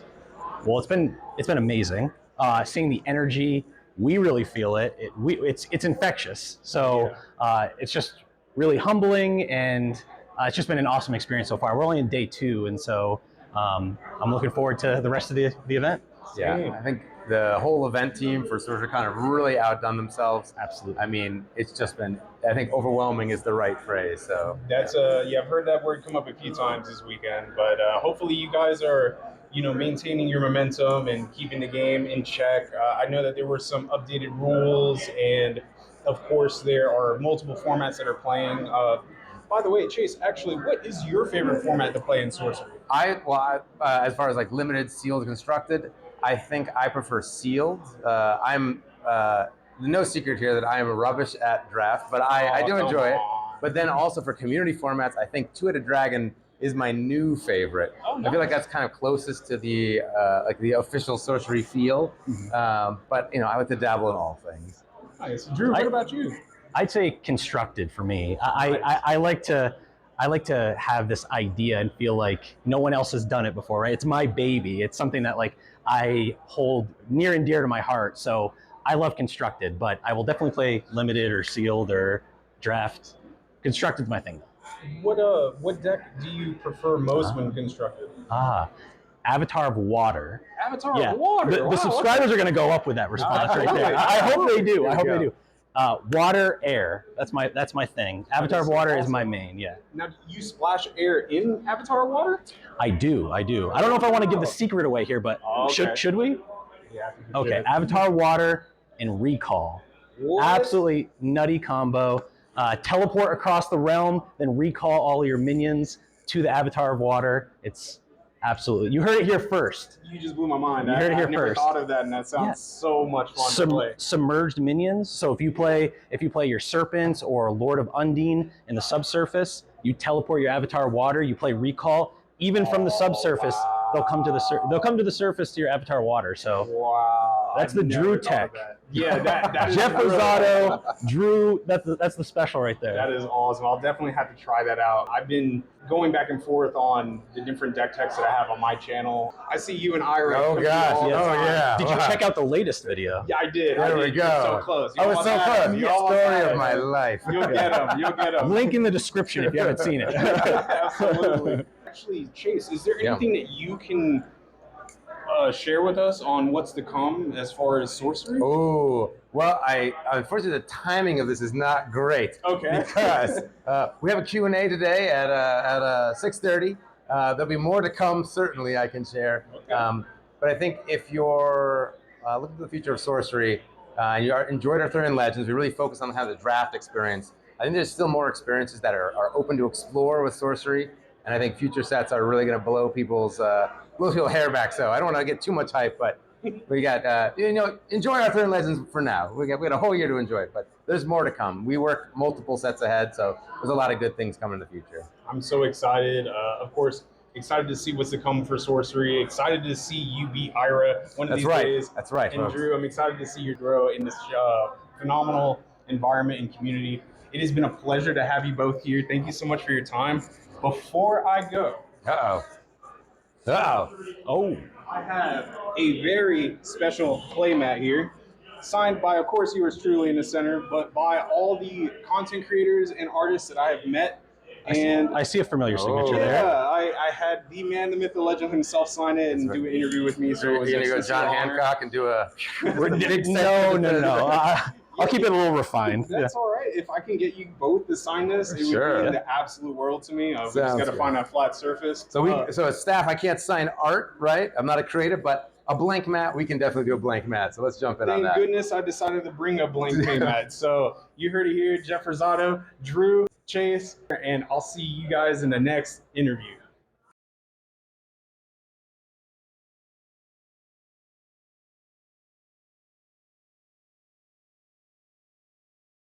Hey guys, your boy Jeff Rosado here with the man, the myth, the legend himself, Erik Olofsson. Thank you so much, sir, for taking the time to do this interview. How's your weekend been so far? It's great. It's obviously the biggest sorcery event so far, and it's really something special to see the game in action, because it's very different compared to sitting in our office designing the cards and actually seeing it in the wild in this way. It's just great. That's awesome. Are you actually playing your game? Or, I mean, obviously not this weekend, but have you played your game at all? Oh, I have played some local New Zealand tournaments. Okay. And I obviously play test a lot in the office, but I really like playing it sort of in the wild. You get all these, you see it from the perspective of the player instead of just game designers. So there might be things that you see, like you can sort of judge the experience of actual players in a more sort of direct way. So I think it's like very fun to play too. So yes, absolutely fun. I also have a little bit of a competitive streak in me, especially for drafts. So. Okay. Would you say that draft is your favorite format? Yes, I would say so. I like constructed too, in the sense that I really like building decks. Okay. But otherwise, draft, I really enjoy playing with the kind of lower level stuff. You get to sort of, it's just a wide range of cards that you get to do. Nice. Is there any favorite card that you enjoy just playing with so far? Does any card come to mind? So for Arthurian Legends, I really like so this would be one of those sort of draft competitive things where I really like the family cards, like the ones that give threshold. Oh yeah. And I like the squires as well. And both of those are. It's kind of a competitive thing where you can make your deck more consistent, and you can use combat tricks, and it's sort of these low-key cards that can be very efficient if you use them correctly. So that's sort of my favorite thing when drafting Arthurian Legends, at least. That is so awesome. I assume obviously you have big things planned for the future. Is there any little hint that you might be able to share with the audience on what's to come in the future? No pressure or anything. I can. One big hint is that in a few hours there will be some more talk about the future. Oh man, we're almost there. I'm excited. Yeah, the presentation later. Wonderful, wonderful. Off record, no, you can keep recording, I suppose. But I do have a playmat. I know that some of your team members they're limited on what they're capable of doing. By any chance, would it be awesome, or would it be okay if you could sign my playmat? I have a lot of the artists signing, and I'm trying to get all the content creators. Yeah, I can. For real? I can do that. Okay.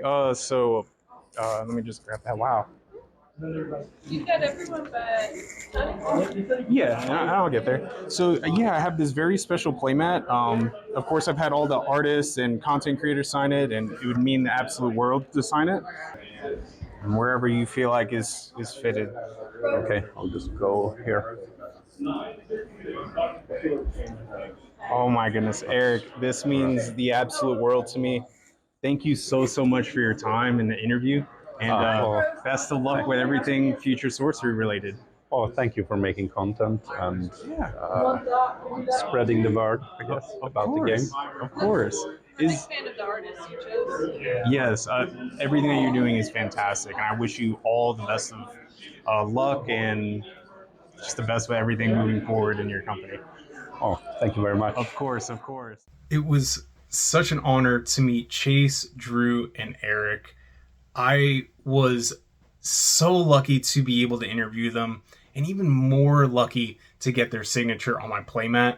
These gentlemen were just so busy at the SorceryCon. It was really hard to get them to do an interview, but your boy managed to succeed, and I'm just absolutely honored to have interviewed each and every one of them. Date night, and wow, you are really tall. So there you have it, guys. SorceryCon. I had a blast interviewing all the artists, interviewing the team at Erik's Curiosa, and I had a blast interviewing all the talented content creators that shape up the world of sorcery. I've had a fantastic time in Vegas, and it's still not over.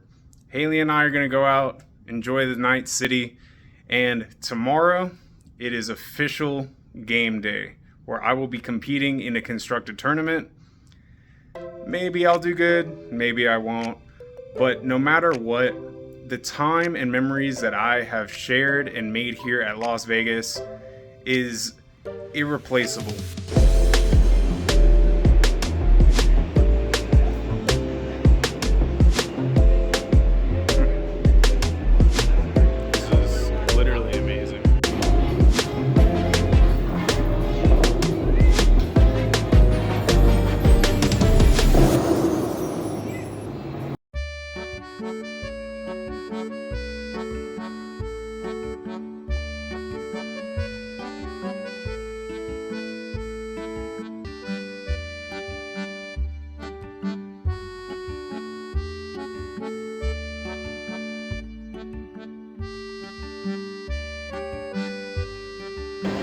Wow. Fantastic. This is crazy. It's like being at Italy inside a conventional.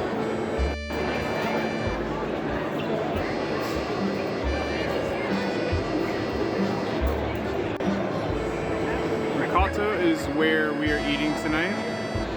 Are you looking forward to tonight's dinner? Yeah, I am. Good. So this is tonight's menu. Looking forward to trying a bunch of these today. Win Vegas, right? I'm absolutely excited to be here to try out this fantastic dinner with my fiance, my beautiful fiance. What are you looking forward to eating today? Pasta. Nice.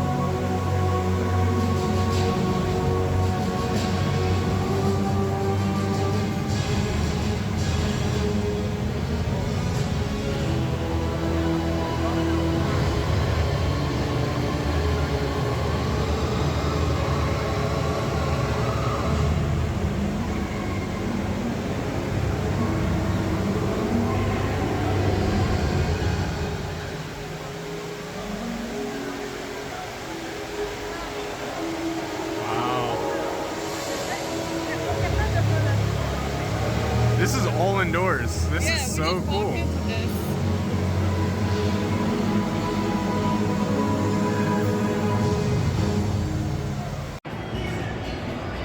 This is so dope. It is. It's crazy how it's all indoors too. So I guess these projectors are what they use to project all that. Yeah. Drinked. I'm trying to get drinked, if you know what I mean. Are you looking for your phone? No, it's all right. Actually. No, you're fine. Oh, where's my phone? You mean the phone I'm recording with? So guys, I did not win the Constructed tournament, but that is okay. I had a fantastic time, and I was very satisfied with my deck's performance. It's just every now and then my opponent drew very powerful cards at a very lucky time. And sometimes that happens. I think that's where Sorcery really shines, is that it provides a fun and interactive, diverse game experience. Unlike other TCGs where it feels very one-sided or very heavily controlled, Sorcery really shines by allowing a player to play what they enjoy and actually have fun and fair chances of winning. After the Constructed tournament, I ran into two very special individuals that I absolutely had to have them sign my playmat. I ran into Zachattack, who was the head judge at the event. I gotta give this man credit.